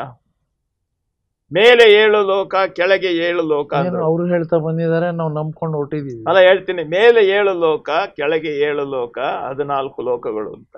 ಹೌದು. ಆದ್ರೆ ಈ ಲಿಂಗಯ್ಯ ಇದಾನಲ್ಲ, 7 ಮೇಲೆ 7 ಕೆಳಗೆ ಇಟ್ಟು ಮಧ್ಯ ನಿಂತವನೆ. ಆಯ್ಕೆ ನಿನ್ನದು ಅಂದ್ಬಿಟ್ಟ. ನಾನು ಸಮಾಜಕ್ಕೆ ಮಾರ್ಗದರ್ಶನ ಮಾಡುವ ಗುರು, ನನ್ನನ್ನು ಎಲ್ಲರೂ ಗೌರವಿಸಬೇಕು, ನನ್ನಿಂದ ನಿಮಗೆಲ್ಲ ಬೆಳಕು, ನನಗೋಸ್ಕರ ನೀವೆಲ್ಲ ಬಂದು ಸೇರಿದ್ದೀರಿ, ನನ್ನ ದೆಸೆಯಿಂದ ನಿಮಗೆ ಸನ್ಮಾರ್ಗದರ್ಶನ, ನಿಮ್ಮೆಲ್ಲರ ಅಭಿಮಾನ ನನಗೇ ಇರಬೇಕು, ನಿಮ್ಮೆಲ್ಲರ ದುಡಿಮೆ ನನ್ನಲ್ಲಿಯೇ ಕೊಡಬೇಕು. ಅಲ್ಲ, ಇದು ವಾಸ್ತವ ಚಿತ್ರಣ ಕೊಡ್ತಾ ಇಲ್ಲ, ಬದಲಾಯಿಸಬೇಕು. ಒಂದು ಹೇಳೋದು ಕೇಳಿ, ಇದು ಒಂದು ಲೆಕ್ಕ ಸತ್ಯ, ಇದು ನಡೀತಾ ಇರೋದು. ಇದೇನು ಗೊತ್ತಾ? ಈ ಒಂದೊಂದು ಹಂತ ಇಳಿದ್ರೆ ಇದು ಕೆಳಗಿನ 7 ಲೋಕ, ಒಂದೊಂದು ಹಂತ ಇಳಿತಾ ಹೋಗ್ತೀರಿ ನೀವು, ಪಾತಾಳವನ್ನ ತಲುಪ್ತೀರಿ. ಅದು ಬಿಟ್ಟು ಇದಕ್ಕೆ ವಿರುದ್ಧವಾಗಿ ಇದನ್ನೆಲ್ಲ ಕೊಟ್ಟವನು ನಾನಲ್ಲ, ನೀನು, ನಿನ್ನನ್ನು, ನಿನ್ನಿಂದ, ನಿನಗೋಸ್ಕರ, ನಿನ್ನ ದೆಸೆಯಿಂದ, ನಿನಗೆ, ನಿನ್ನಲ್ಲಿ ಅಂತ ಹೇಳಿ ಮಾಡುವಾತ ನಾನಲ್ಲ. ಈ ನೆಲೆಯಲ್ಲಿ ನಿಂತಾಗ ನಮ್ಮನ್ನ ಮೇಲಕ್ಕೆ ಕರ್ಕೊಂಡೋಯ್ತು. ಈ ವಾಸ್ತವತೆಯನ್ನ ಗಮನಿಸ್ಬೇಕು. ನೋಡಿ, ಅಪ್ಪ ಬಸವಣ್ಣ ಎಲ್ಲದ್ರು ಮಾಡುವಾತ ನಾನಲ್ಲ ಅಂತ ಅಂದ್ಬಿಟ್ರೆ ಅಷ್ಟೇ ಅಲ್ಲ, ತನು ನಿಮ್ಮದೆಂದ ಬಳಿಕ ಎನಗೆ ಬೇರೆ ತನುವಿಲ್ಲ, ಮನ ನಿಮ್ಮದೆಂದ ಬಳಿಕ ಎನಗೆ ಬೇರೆ ಮನವಿಲ್ಲ, ಘನ ನಿಮ್ಮದೆಂದ ಬಳಿಕ ಎನಗೆ ಬೇರೆ ಘನವಿಲ್ಲ. ನಾವೆಲ್ಲ ಬುದ್ಧಿವಂತರು ಏನ್ ಮಾಡಿದ್ದೀವಿ ಗೊತ್ತೇನು ಪಂಡಿತರು? ಘನ ಅನ್ನೋದನ್ನ ತೆಗೆದು ಧನ ಹಾಕಿದ್ದೀವಿ. ತನುಮನ ಧನ, ತನುಮನ ಧನ. ಧನ ಅಂದ್ರೆ ದುಡ್ಡು. ನೋಡಿ, ತನು ಸ್ಥೂಲ, ಅದ್ರೊಳಗೆ ಇರುವಂತದ್ದು ಸೂಕ್ಷ್ಮ ಮನಸ್ಸು. ತನು ಮನ ಘನ ಕಾರಣ ಆಗಬೇಕು. ಅಲ್ಲ ಅಲ್ಲ, ಧನ ಹೆಂಗೆ ಅದ್ರೊಳಗಡೆ ಸಾಧ್ಯನೇ ಇಲ್ಲ. ತನು ಮನ ಧನ ಅಲ್ಲ, ತನು ಮನ ಘನ ಶರಣರು ಹೇಳಿದ್ದು. ಆದ್ರೆ ಯಾರು ಹಂಗ ಬಳಸೋದೇ ಇಲ್ಲ. ಅಲ್ಲ, ನಾವೇನ್ ಮಾಡಿದೀವಿ ಗೊತ್ತೇನು? ತನುವನ್ನ ಗುರು ಕೊಡು, ಕೊಟ್ಬಿಡು. ಲಿಂಗವನ್ನ ದೇವಸ್ಥಾನಕ್ಕೆ ಕೊಡು, ಜಂಗಮ ನಾನಿದ್ದೀನಿ ನನಗ್ ಕೊಡು ದುಡ್ಡು. ಘನ ಘನ ಈ ಅರ್ಥ ಅಲ್ಲ. ಇದು ಧನ ಅಲ್ಲ, ಘನ. ನೋಡಿ, ತನು ನಿಮ್ಮದೆಂದ ಬಳಿಕ ಎನಗೆ ಬೇರೆ ತನುವಿಲ್ಲ, ಮನ ನಿಮ್ಮದೆಂದ ಬಳಿಕ ಎನಗೆ ಬೇರೆ ಮನವಿಲ್ಲ, ಘನ ನಿಮ್ಮದೆಂದ ಬಳಿಕ ಅಂದ್ರೆ ನಾನು ಅನ್ನುವಂತ ಅಹಮಿಕೆ ಇದೆಯಲ್ಲ, ಅದು ನಿಮಗಾದ್ಮೇಲೆ ಎನಗೆ ಬೇರೆ ಘನವಿಲ್ಲ. ಇನ್ನೊಂದು ವಚನದಲ್ಲಿ ಓದಿನ ಹಿರಿಯರು, ವೇದದ ಹಿರಿಯರು, ಶಾಸ್ತ್ರದ ಹಿರಿಯರು, ಭಾಷೆ ಹಿರಿಯರು ನಿಮ್ಮ ಮರೆತು ತಮ್ಮ ಮೆರೆದರಲ್ಲದೆ, ತಮ್ಮ ಮೆರೆದರಲ್ಲದೆ. ಎಷ್ಟು ಸ್ವಾರಸ್ಯ ಇದೆ. ಅಯ್ಯೋ, ಅದೇ ಇರೋದು ಗುರು. ನೋಡಿ, ಅಲ್ಲ ನೋಡಿ, ಅದನ್ನ ಈ ನಮ್ಮನ್ನ ಮೊದಲೇನೆ ಇಷ್ಟೊಂದು ರೀತಿಯಿಂದ ಬಸವಣ್ಣ ವಿಂಗಡಿಸ್ಬಿಟ್ಟವನಲ್ಲ. ನಾವ್ ಯಾಕೆ ಅದನ್ನ ಹೇಳ್ತೀನಿ, ಓದಿನ ಹಿರಿಯರು, ನಾನು ಆ ಶಾಸ್ತ್ರ ಓದಿದ್ದೀನಿ, ಈ ರೆಫರೆನ್ಸ್ ಕೊಡ್ತೀನಿ, ಆ ರೆಫರೆನ್ಸ್ ಕೊಡ್ತೀನಿ, ಇದ್ರಲ್ಲಿ ಇಂಥದ್ದಿದೆ, ಅದ್ರಲ್ಲಿ ಅಂಥದ್ದಿದೆ. ಓದಿನ ಹಿರಿಯ, ವೇದದ ಹಿರಿಯ, 4 ವೇದಗಳನ್ನ ಜಟಾಕ್ರಮದಿಂದ ಸಂಪೂರ್ಣವಾಗಿ ಬಾಯಿನಲ್ಲಿ ಓತಪ್ರೋತವಾಗಿ ನಾನು ಹೇಳ್ತೇನೆ. ಓದಿನ ಹಿರಿಯ, ವೇದದ ಹಿರಿಯ, ಓದಿನ ಹಿರಿಯ, ಆಮೇಲೆ ಶಾಸ್ತ್ರದ ಹಿರಿಯ. ಶಾಸ್ತ್ರ ಅಂತ ಅನ್ನೋದನ್ನ ಸಂತೆಯ ಸುದ್ದಿ ಅಂತಂದ್ರು. ಯಾಕಂದ್ರು ಗೊತ್ತಾ? ನೋಡಿ, ಇದು ಈ ಶಾಸ್ತ್ರ, ಇದು ಈ ಶಾಸ್ತ್ರ, 12 ಶಾಸ್ತ್ರ ಗ್ರಂಥಗಳನ್ನು ಇಟ್ಕೊಂಡು ಇದ್ರಲ್ಲಿ ಹಾಗೆ ಹೇಳಿದೆ, ಇದ್ರಲ್ಲಿ ಹೀಗೆ ಹೇಳಿದೆ ಅನ್ನೋದಿದೆಯಲ್ಲ, ಇದು ಸಂತೆ ವ್ಯಾಪಾರ ಇದ್ದಂಗೆ. ಸಂತೆಗೆ ಹೋಗಿ ನಾವು ಹೇಳ್ತೇವೆ, ಈ ಕಂಪನಿ ಅವನು ಬಟ್ಟೆ ಅಂಗಡಿ ಇಟ್ಟಿದ್ದ, ಅವನಿಟ್ಟಿದ್ದ, ಇವನಿಟ್ಟಿದ್ದ, ಎಲ್ಲ ಅದ್ಭುತ, ಎಲ್ಲ ನೋಡ್ಕೊಂಡು ಬರ್ಬೇಕಾದ್ರೆ ಎಲ್ಲ ತಗೊಂಡ್ಬರ್ತೀವಿ. ಯಾವುದು ಸಾಧ್ಯ ಇಲ್ಲ. ಹಾಗೆ ಈ ಶಾಸ್ತ್ರಗಳ ಪ್ರವಚನಗಳನ್ನ ಕೇಳ್ತಾ ಸುತ್ತಾಡೋದಿದೆಯಲ್ಲ, ಇದು ಸಂತೆಯ ಸುದ್ದಿ. ಸರಳವಾಗಿ ಹೇಳಿದರು ಆ ಶಾಸ್ತ್ರದ ಹಿರಿಯರು ಅಂದ್ರೆ ಬ್ರ್ಯಾಂಡ್ ಇಟ್ಕೊಂಡು ವ್ಯಾಪಾರ ಮಾಡೋದು. ಈಗ ನೋಡಿ, ಅಕ್ಕಿ ಒಂದೇ ಸರ್. ಹೌದು. ಅಕ್ಕಿಯಲ್ಲಿ ನೀವು ಹೋಲ್ಸೇಲ್ ಅಂಗಡಿಗೆ ಹೋಗಿ ಎಷ್ಟು ಕಲರ್ ಚೀಲಗಳಿವೆ ಪ್ಲಾಸ್ಟಿಕ್ದು, 30-40. ಅದಕ್ಕೆ ಒಂದೊಂದು ಬ್ರ್ಯಾಂಡ್, ಬೆಲೆ ಬೇರೆ, ಆದ್ರೆ ಒಳಗಿರೋ ಅಕ್ಕಿ ಒಂದೇ. ಇದು ಶಾಸ್ತ್ರದ ಹಿರಿಯರು. ಆಮೇಲೆ ಅಷ್ಟೆಲ್ಲ ಪುರಾಣದ ಹಿರಿಯರು. ಮುಂದೆ ಪುರಾಣನೂ ಇದೆ. ಅದಲ್ಲ ಆಗಲ್ಲ ಈಗಲ್ಲ ಶಾಸ್ತ್ರ ಕಷ್ಟ ಆಗ್ತದೆ, ಆದರೆ ಪುರಾಣ ಇದೆಯಲ್ಲ, ಇತಿಹಾಸದಲ್ಲಿ ಅವನಾಗಿದ್ದ, ಇವನು ಹೀಗಿದ್ದ, ಇವನು ಆ ರೀತಿ ಇದ್ದ ಅಂತ ಹೇಳಿಕೊಂಡು ಜನಗಳನ್ನ ಏನೋ ಒಂದು ರೀತಿಯಾಗಿ ಒಂದು ರೀತಿಯಲ್ಲಿ ಅವರನ್ನ ಆಕರ್ಷಣೆ ಮಾಡುವಂತ ವಿಧಾನ ಇದೆಯಲ್ಲ, ರಾತ್ರಿ ಪುರಾಣ ಮಾಡಿ ಇದು ಪುರಾಣದ ಹಿರಿಯರು. ಇವೆಷ್ಟೆಲ್ಲ ಆದ್ಮೇಲೆ ವೇಷದ ಹಿರಿಯರು ಅಂತ ಹೇಳಿದ್ರಲ್ಲ, ಇದು ಬಹಳ ಸ್ವಾರಸ್ಯವಾದ್ದು ನೋಡಿ. ನೀವ್ಯಾಕೆ ನಾವು ಬಿಳಿ ಹಾಕೊಂಡು ರಾಜಕಾರಣ ಮಾಡ್ತಾ ಅದು ವೇಷನೇ, ಬರೀ ನಿಮ್ಮನ್ನ ಯಾಕೆ ನೀವು ಗುರುತಿಸ್ಕೋತೀರಿ? ಯಾವತ್ತೂ ನಾವು ಹೇಳಬೇಕಾದ್ರೆ ನಾವು ಸ್ಪಷ್ಟವಾಗಿ ಹೇಳುವಂತ ರೀತಿಯಿಂದ ಹೇಳಬೇಕು. ಇದನ್ನ ನೀವು ಇಟ್ಕೊಂಡು ಬೇರೆ ಬೇರೆ ಕಡೆ ಹುಡುಕೊಳ್ಳಿ, ಬರೀ ಅದು ಒಂದೇ ದೃಷ್ಟಿಯಿಂದ ನೋಡಕ್ ಆಗೋದಿಲ್ಲ. ಅಲ್ಲ, ವೇಷದ ಹಿರಿಯರು ಅಂತಂದ್ರೆ ಒಳ್ಳೆ ಕತೆ ಹೇಳ್ತೀನಿ. ಇವಾಗ ಯಾವುದೋ ಒಂದು ಇದರಲ್ಲಿ ಒಂದು ತಮಾಷೆ ಒಂದು ಪ್ರಸಂಗ ಬರ್ತದೆ. ಏಣಿಗೆ ಬಾಲಪ್ಪನವರು ಬಸವಣ್ಣವ್ರ ಪಾತ್ರ ಮಾಡ್ತಾ ಇದ್ರು. ಅವರ ಜೀವನ ಚರಿತ್ರೆಯಲ್ಲಿ ಒಂದು ಪ್ರಸಂಗ ನಾನು ಓದಿದ್ದು. ಹೇಳಿ. ಅವರಿಗೆ ಬೆಳಿಗ್ಗೆ ಎದ್ದು ಚಹಾ ಕುಡಿಯುವಂತ ಅಭ್ಯಾಸ. ಅದ್ಭುತವಾಗಿ ಏಳಿಗೆ ಬಾಣಪ್ಪನವರು ಸಾಯಂಕಾಲ ಬಸವಣ್ಣವ್ರ ಪಾತ್ರ ಎಲ್ಲ ಮುಗಿಸಿದ್ರು. ಮಾರನೇ ದಿವಸ ಒಂದ್ ಕಡೆ ಹೋಗಿ ಚಹಾ ಕುಡಿತಾ ಕೂತಿದ್ರಂತ ಹೋಟ್ಲಲ್ಲಿ. ಅಲ್ಲಿ ಯಾವನೋ ಒಬ್ಬ ಮುಗ್ಧ ಬಂದವನು, ಬಸವಣ್ಣವ್ರು ಚಹಾ ಕುಡಿತಾ ಅವ್ರ ಬಾಯಲ್ಲಿ. ಆ ಮಾತು ಕೇಳಿ ಆ ಮನುಷ್ಯ, ಸರ್ ಏಳಿಗೆ ಬಾಣಪ್ಪನವ್ರು ಇದನ್ನ ಉಲ್ಲೇಖ ಮಾಡ್ತಾರೆ, ಅವತ್ತಿನಿಂದ ಅವರು ಚಹಾ ಕುಡಿಯೋದು. ಹಾಗಿರ್ಬೇಕಾಗತ್ರಿ. ಬಸವ ಭಕ್ತರು ಅನ್ನೋರು ಈ ನಿಜಾಚರಣೆಗಳನ್ನು ಮಾಡ್ಬೇಕಾದ್ರೆ ಅದು ಇಲ್ಲದೆ ನಾವು ಬಸವಣ್ಣ ಮಾತಾಡೋಕೆ ಅಧಿಕಾರ ಇಲ್ಲ. ಅಲ್ಲ, ಅದನ್ನ ಅವ್ರ ಕಥೆಯಲ್ಲಿ ಬರ್ತದೆ. ಅದನ್ನ ಎಷ್ಟು ವಿಶೇಷ ಗಮನ. ಅಲ್ಲ, ಒಳ್ಳೆ ಉದಾಹರಣೆ ನೀವು ಕೊಟ್ಟಿದ್ದು.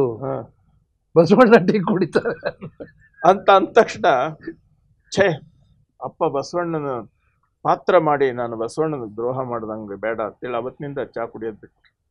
ಅದಕ್ಕೇನು ನಿಜಾಚರಣೆ ಮುಗಿಕೆ ಎಲ್ಲ ಬಿಡ್ರಪ್ಪ ಅಂತ ಹೇಳಿದ್ರು ಯಾವನೂ ಕೇಳಲ್ಲ. ಇದಕ್ಕೆ ಗುರುಗಳೇ, ಇದು ನಾನು ಚರ್ಚೆ ಅಥವಾ ಇವತ್ತಿನ ಪ್ರಶ್ನೆ ಬಂದಿರೋದೇ ಈ ನಿಜಾಚರಣೆ.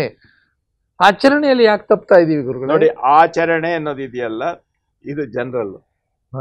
ನಿಜಾಚರಣೆ ಅಂದ್ರೆ ಅದನ್ನ ನಾನು ಏನು ಮಾಡ್ತೇನೆ ಅನ್ನೋದು. ಎಲ್ಲಾ ಕಡೆ ಇದೆ ಸರ್ ಆಚರಣೆ, ಸಾಕಷ್ಟಿವೆ. ಈಗ ನೋಡಿ, ಈ ಪ್ರಪಂಚದಲ್ಲಿ ಎಷ್ಟು ದೇವರುಗಳಿವೆಯೋ ನಮ್ಮ ಭಾರತದಲ್ಲಿ, ವಿದೇಶಗಳಲ್ಲಿ ಇಲ್ಲ, ಕೇವಲ ಭಾರತದಲ್ಲಿ ಇನ್ನೆಲ್ಲೂ ಇಲ್ಲ. ನಮ್ಮ ದೇವತೆಗಳೇನಿವೆಯಲ್ಲ ಅವಕ್ಕೆ ಪೂಜೆ ಮಾಡೋದು ಒಂದೇ ರೀತಿ ತಾನೆ. ಎಲ್ಲದಕ್ಕೂ ಅಷ್ಟವಿಧಾರ್ಚನೆ ಮಾಡ್ತೀರಿ, ಅದೇ ಉಪಚಾರ ಆಚರಣೆ ಅಲ್ಲ, ಅದಕ್ಕೂ ಷೋಡಶೋಪಚಾರ ಮಾಡ್ತೀರಿ ತಾನೆ. ಅಷ್ಟವಿಧಾರ್ಚನೆ ಎಲ್ಲದಕ್ಕೂ ಅಭಿಷೇಕ ಮಾಡ್ತೀರಿ, ಅದು ಆಚರಣೆ.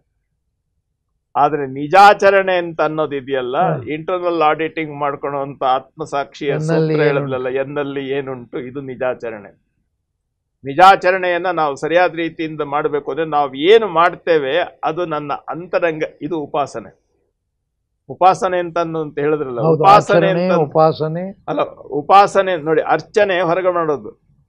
ಉಪಾಸನೆ ಅಂದ್ರೆ ಅದನ್ನ ತಾನು ಸಂಪೂರ್ಣವಾಗಿ ಒಳಗೊಳ್ಳುವುದು. ಇದು ಉಪಾಸನಾ ಪದ್ಧತಿ. ಉಪಾಸನೆ, ದೇವರ ಉಪಾಸನೆ ಅಂದ್ರೆ ಹೊರಗಿನ ವೈಭವ ಅಲ್ಲ. ಆಮೇಲೆ ಒಂದು ಹೇಳ್ತೀನಿ, ಲಿಂಗ ಪ್ರಜ್ಞೆ ಇಟ್ಕೊಂಡು ಮಾತಾಡ್ತೇವೆ ನಾವು. ಲಿಂಗ ಪ್ರಜ್ಞೆಯ ಪೂಜೆ, ಲಿಂಗ ಪೂಜೆ ಎಷ್ಟೊತ್ತು ಮಾಡ್ಬೇಕು ನಾವು? ಹಗಲಲ್ಲಿ ಲಿಂಗ ಪೂಜೆ ಮಾಡಬೇಕು.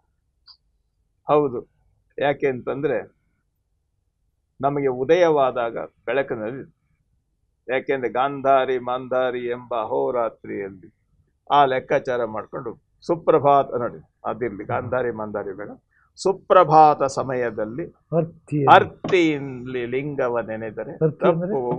ಅರ್ತಿ ಅಂದ್ರೆ ಪರಿಪೂರ್ಣವಾಗಿಲ್ಲ, ಕಾಯೇನ ವಾಚ ಮನಸ ತಪ್ಪುವವು ಅಪಮೃತ್ಯು ಕಾಲ ಕರ್ಮಗಳಯ್ಯ. ಅದೊಂದು ಸಾಲ ಇಟ್ಕೊಳ್ಳಿ. ಪೂಜೆ ಯಾವಾಗ ಮಾಡಬೇಕು? ಸುಪ್ರಭಾತ ಸಮಯದಲ್ಲಿ. ಗುರುವೇ, ಸುಪ್ರಭಾತ ಅಂದ್ರೇನು? ಸೂರ್ಯೋದಯ ಅಂತ ಹೇಳ್ತೀವಿ ನಾವು. ಪ್ರಭಾತ ಅಂದ್ರೆ ಸೂರ್ಯೋದಯ. ಸುಪ್ರಭಾತ ಏನು? ಬೆಳಕಾಗ್ತಲೇ ಇರ್ತದೆ. ಎಲ್ಲ ಜಗತ್ತಿನಲ್ಲಿ ಒಂದು ಮೂಲೆಯಲ್ಲಿ ಹೇಳ್ತೀವಿ ಅಲ್ಲ, ನಾವು ಪೂಜೆ ಮಾಡದೇ ಇದ್ರು ಬೆಳಕಾಗುತ್ತೆ. ಆಗತ್ತೆ ಗ್ಯಾರಂಟಿ ಆಗತ್ತೆ. ಆದರೆ ಆ ಬೆಳಕಿನ ಅಂತರಂಗವನ್ನ ತಿಳಿದು ತನ್ನನ್ನು ತಾನು ಒಳಗೊಳ್ಳೋದಿದೆಯಲ್ಲ, ಅದು ಸುಪ್ರಭಾತ. ನಾವು ಇನ್ನೊಂದು ಮಾಡ್ತೀವಿ ಸರ್, ಶಿವರಾತ್ರಿ. ಶಿವರಾತ್ರಿ ಹಬ್ಬ ಅಂತ ಮಾಡ್ತಾರಲ್ಲ, ಅದನ್ನ ಮಾಡ್ತೀವಿ. ಅಲ್ಲ ರಾತ್ರಿ ನಿದ್ದಿಗೆಡೋದು ಶಿವರಾತ್ರಿ. ಒಂದು ಹೇಳ್ತೀನಿ, ಈ ರಾತ್ರಿ ಅಂತ ಅನ್ನೋದು ಬದುಕಿನ ಜಂಜಡ. ಇದರ ಮಧ್ಯದಲ್ಲಿ ಇದು ಅಲ್ಲ ಅಂತ ಹೇಳಿ ಅದನ್ನ ಮೀರಿ ತನ್ನ ಅಂತರಂಗ ಅದರಿಂದ ಹೊರಬರುವಂತ ಒಂದು ಸೂಕ್ಷ್ಮ ಕ್ಷಣ ಇದೆಯಲ್ಲ, ಅದು ಶಿವರಾತ್ರಿ. ಬೇಂದ್ರೆಯವರು ಬುದ್ಧನ ಬಗ್ಗೆ ಒಂದು ಕವನ ಬರೀತಾರೆ. ಬುದ್ಧ ಬುದ್ಧ ಜಗವೆಲ್ಲ ಮಲಗಿರಲು ಅವನೊಬ್ಬನೆದ್ದ. ಅವನೊಬ್ಬನೇ ಎದ್ದ. ಅದ್ಭುತವಾಗಿ ಬರೋದು. ಅಲ್ಲ, ಆ ಸಾಲು, ಅದೊಂದು ಸಾಲು ನನ್ನ ತಲೆಯಲ್ಲಿ ಸೇರ್ಕೊಂಡಿದೆ. ಅಲ್ಲ, ಅದು ಸುಪ್ರಭಾತ ಸಮೀಕ್ಷೆ ಹೇಳ್ತೀನಿ, ಜಗವೆಲ್ಲ ಮಲಗಿರಲು ಅವನೊಬ್ಬನೆದ್ದ ಅನ್ನೋದಿದೆಯಲ್ಲ, ಅದು ಶಿವರಾತ್ರಿ. ಆ ಲೆಕ್ಕದಲ್ಲಿ ನಮ್ಮ ಅಂತರಂಗದ ಬೆಳಕನ್ನು ನಾವು ಹೊಂದೋದಿದೆಯಲ್ಲ, ಅದು ಸುಪ್ರಭಾತ. ಹಾಗಾದ್ರೆ ಸುಪ್ರಭಾತ ಎಷ್ಟೊತ್ತಿರಬೇಕು? ಅಪ್ಪ ಬಸವಣ್ಣ ಹೇಳಿದ್ರು, ಎನಗೆ ನಿಮ್ಮ ನೆನಹಾದಾಗಲೇ ಉದಯ, ಎನಗೆ ನಿಮ್ಮ ಮರಹಾದಾಗಲೇ ಅಸ್ತಮಾನ. ಇವೆರಡು ಸಾಲು ಇಟ್ಕೊಂಡು. ಪ್ರಕೃತಿಯಲ್ಲಿ ನಮಗೆ ಹಗಲು ರಾತ್ರಿ ಎಷ್ಟೊತ್ತು ಕೊಟ್ಟಿದ್ದಾನೆ ದೇವರು? ಒಟ್ಟಾರೆ 24. ಅಲ್ಲ, 24 ಗಂಟೆಯಲ್ಲಿ 12 ಗಂಟೆ ಹಗಲು, 12 ಗಂಟೆ ರಾತ್ರಿ. ಹೌದು ಅಂತ ಇಟ್ಕೊಳ್ಳಿ. 12 ಗಂಟೆ ಹಗಲು ಭಗವಂತ ಕೊಟ್ಟಿದ್ದಾನೆ. ಸುಪ್ರಭಾತ ಸಮಯದಲ್ಲಿ ಲಿಂಗ ಪೂಜೆ ಮಾಡುವಂತ ಅಪ್ಪ ಬಸವಣ್ಣ ಹೇಳ್ತಾರೆ. ಲಿಂಗ ಪ್ರಜ್ಞೆ ಎಚ್ಚರದಲ್ಲಿರಬೇಕು ಅಂತ ಹೇಳ್ತಾರೆ.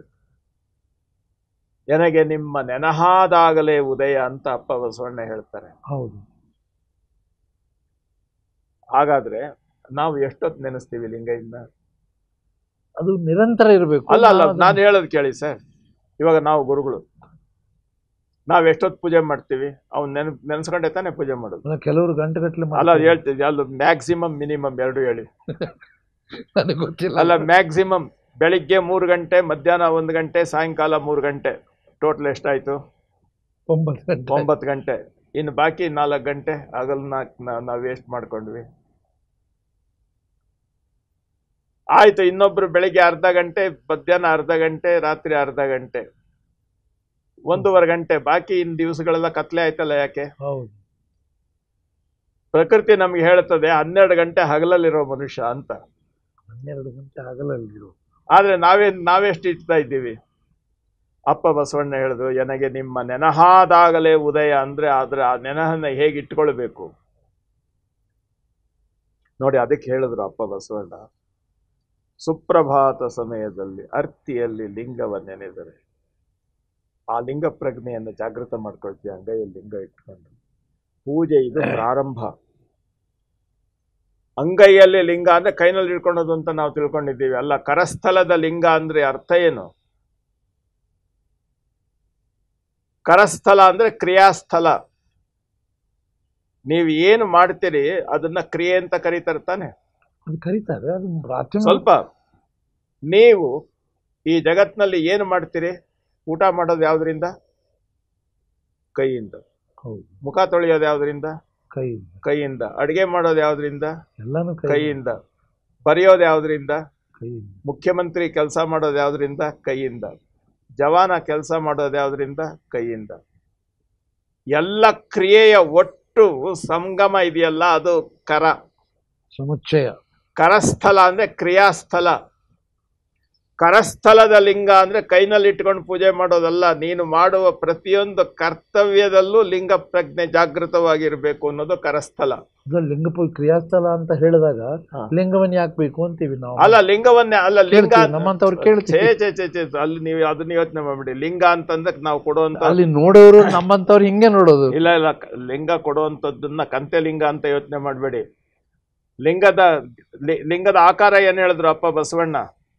ಅಗಮ್ಯ, ಅಗೋಚರ, ಅಪ್ರತಿಮ ಲಿಂಗ. ಕಂತೆ ಲಿಂಗ ಅಂತ ಅಲ್ಲ. ಅಗಮ್ಯ, ಅಗೋಚರ, ಅಪ್ರತಿಮ ಲಿಂಗ ಅದಿದೆಯಲ್ಲ, ಅದೊಂದು ಹೇಳ್ತೀನಪ್ಪ. ಒಂದು ಕರೆಂಟ್, ಇದು ನನ್ನ ಹತ್ರ ಈ ಕರೆಂಟ್ ಇದೆ. ಕರೆಂಟ್ ಹಿಡಿದು ಇಟ್ಕೊಬೇಕು. ಹೇಗೆ ಇಟ್ಕೊಳೋದು? ಅದಕ್ಕೊಂದು ಬ್ಯಾಟ್ರಿ ಬೇಕು. ತಂತ್ರಜ್ಞಾನದಲ್ಲಿ ಬ್ಯಾಟ್ರಿ ಬೇಕು. ನನ್ನ ಕೈನಲ್ಲಿ ಬ್ಯಾಟ್ರಿ ಇದೆ, ಆದ್ರೆ ಅದು ಚಾರ್ಜೇ ಆಗಿಲ್ಲ. ನೋಡ್ಲಿಕ್ಕೆ ಕರೆಂಟ್ ಬ್ಯಾಟ್ರಿ ಇದೆ, ಚಾರ್ಜ್ ಆಗಿಲ್ಲ. ಹಾಗಾದ್ರೆ ಘನವೇ ನಿಮಗೆ ಬ್ಯಾಟ್ರಿ ಅಂತಾನೆ? ಅಲ್ಲ, ಸ್ವಲ್ಪ ಮನ ಘನ ಅಲ್ಲ. ಒಂದು ಹೇಳೋದು ಕೇಳಿ, ಲಿಂಗ ಪ್ರಜ್ಞೆ ಇದೆಯಲ್ಲ, ಅದನ್ನ ಹಿಡಿದಿಟ್ಕೊಳ್ಳುವಂತ ಸ್ಥೂಲವಾದ ಬ್ಯಾಟ್ರಿ ಇದೆಯಲ್ಲ, ಅದು ಇಷ್ಟಲಿಂಗ. ಸರಿ. ಈಗ ಮತ್ತೆ ಇಷ್ಟು ಲಿಂಗಕ್ಕೂ ಬರಲೇಬೇಕು. ನೀವು ನೇರವಾಗಿ ಕ್ರಿಯೆ ಅಂದಾಕ್ಷಣ ಅಲ್ಲ ನೋಡಿ, ಅದು ಹೇಳ್ತೀನಿ, ಆ ಬ್ಯಾಟ್ರಿಯನ್ನ ಹಿಡಿದಿಟ್ಕೊಳ್ಳುವಂತ ನೆಲೆ ಇದೆಯಲ್ಲ, ಅದು ಇಷ್ಟಲಿಂಗ, ಇದು ಆಯತ. ಆಯತ ಅಂತಂದ್ರೆ ಇದು ಅಡ್ಮಿಟೆಡ್, ಇದು ನಮ್ಮ ಕೈನಲ್ಲಿ ಇದೆ. ಹೌದು. ಅದ್ರಲ್ಲಿ ಇರ್ತಕ್ಕಂಥ ವಿದ್ಯುತ್ ಅನ್ನ, ಕರೆಂಟ್ ಅನ್ನ ಉಪಯೋಗಿಸೋದು ಎಲ್ಲಿಂದ? ಆ ಕರೆಂಟ್ ಇದೆಯಲ್ಲ, ಅದು ಪ್ರಾಣಲಿಂಗ. ಅದು ನಮ್ಮ ಎಲ್ಲ ಕ್ರಿಯೆಗಳಲ್ಲೂ ಪ್ರೇರಣೆ ಕೊಡೋದು ಅದೇ ತಾನೆ. ಖಂಡಿತ ಅದೇ. ಮಾಡುವ ಕರ್ತವ್ಯದಲ್ಲಿ ಲಿಂಗ ಪ್ರಜ್ಞೆ ಇಟ್ಕೊಂಡು ಮಾಡೋದು ಅಂತ ಅಂದಾಗ ನೋಡಿ, ಅದಕ್ಕೆ ಹೇಳಿದ್ರು ಲಿಂಗದೊಡನೆ ಮಾಡುತ್ತಿರ್ಪ, ಲಿಂಗದೊಡನೆ ನಡೆಯುತ್ತಿರ್ಪ. ನೋಡಿ, ಅದನ್ನ ಆ ಲಿಂಗ ಪ್ರಜ್ಞೆಯನ್ನ ಇಟ್ಕೊಂಡು ನಾವೇನು ಮಾಡ್ತೇವೆ ಅದೆಲ್ಲ ಪೂಜೆನೆ. ನೀವು ಏನಾದ್ರೂ ಕರ್ತವ್ಯ ಮಾಡಿ ನೋಡಿ, ಆ ವಿಚಾರವನ್ನ ಬಹಳ ಸೂಕ್ಷ್ಮವಾಗಿ ಈ ಬಹಳ ಲೆಕ್ಕದಲ್ಲಿ ನಮ್ಮ ಶೂನ್ಯ ಸಂಪಾದನೆಯಲ್ಲೂ ಆ ಪ್ರಸಂಗ ಬರ್ತದೆ. ಹುಲ್ಲು ಮಾಡುವಂತ ಲೆಕ್ಕದಲ್ಲಿ ಕಾಯಕದ ಶರಣ ಇದ್ನಲ್ಲ ಸರ್, ನುಲಿಯ ಚಂದಯ್ಯ, ಅವನು ಕಾಯಕಕ್ಕೆ ಹೋದ.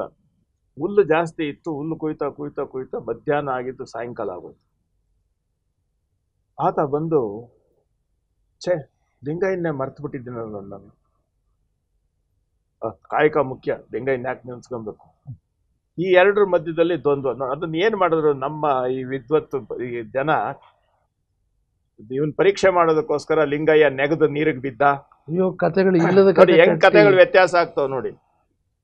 ಆಮೇಲೆ ಇವನ್ ಹಂಗೆ ಹೋಗ್ತಾ ಇದ್ದ, ನನ್ನ ನೆತ್ಕೊ ಅಂತ ಲಿಂಗಯ್ಯ ಹಿಂದ್ ಬಂದ, ಬೇಡ ಅಂತ ಇಂಥ ಮೌಢ್ಯಗಳನ್ನು ಬಿತ್ತಿದ್ರು.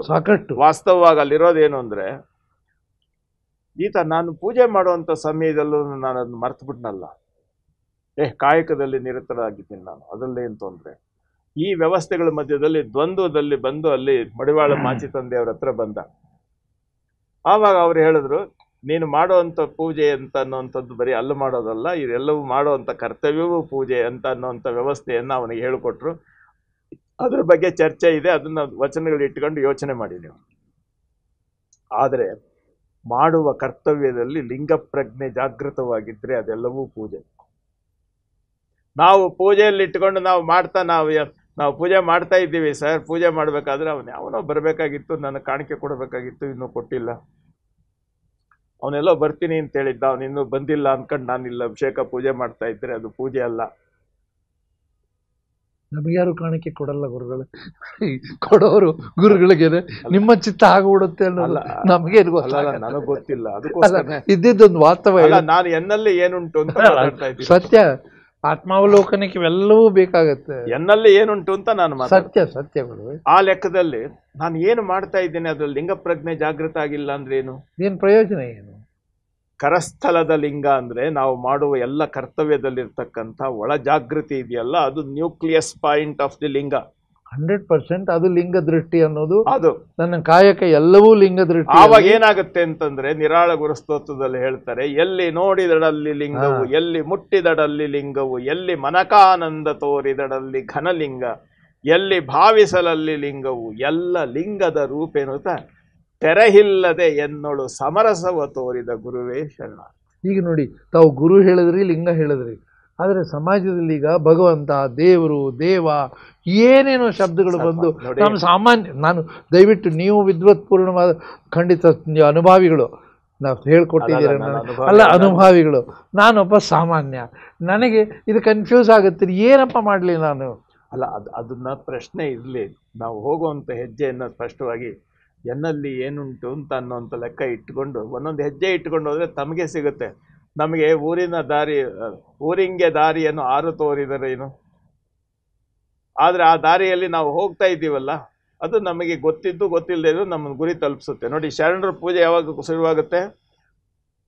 ಇದು ಲಿಂಗ ಪೂಜೆ ಮಾಡ್ತೀವಲ್ಲ, ಲಿಂಗ ಪೂಜೆ ಮಾಡ್ತೀವಲ್ಲ, ಇದು ನಮ್ಮ ಲಿಂಗ ಪ್ರಜ್ಞೆಯನ್ನ ಜಾಗೃತಗೊಳಿಸಿ ಅವನು ಹೊರಗೆ ಬರ್ತಾನಲ್ಲ, ಅವಾಗ ನನ್ನ ಲಿಂಗ ದೃಷ್ಟಿ, ಲಿಂಗ ಸ್ಪರ್ಶ, ಲಿಂಗ ಭಾವ ಎಲ್ಲವೂ ಲಿಂಗಮಯವಾಗಿ ಅದು ನಿರಂತರ.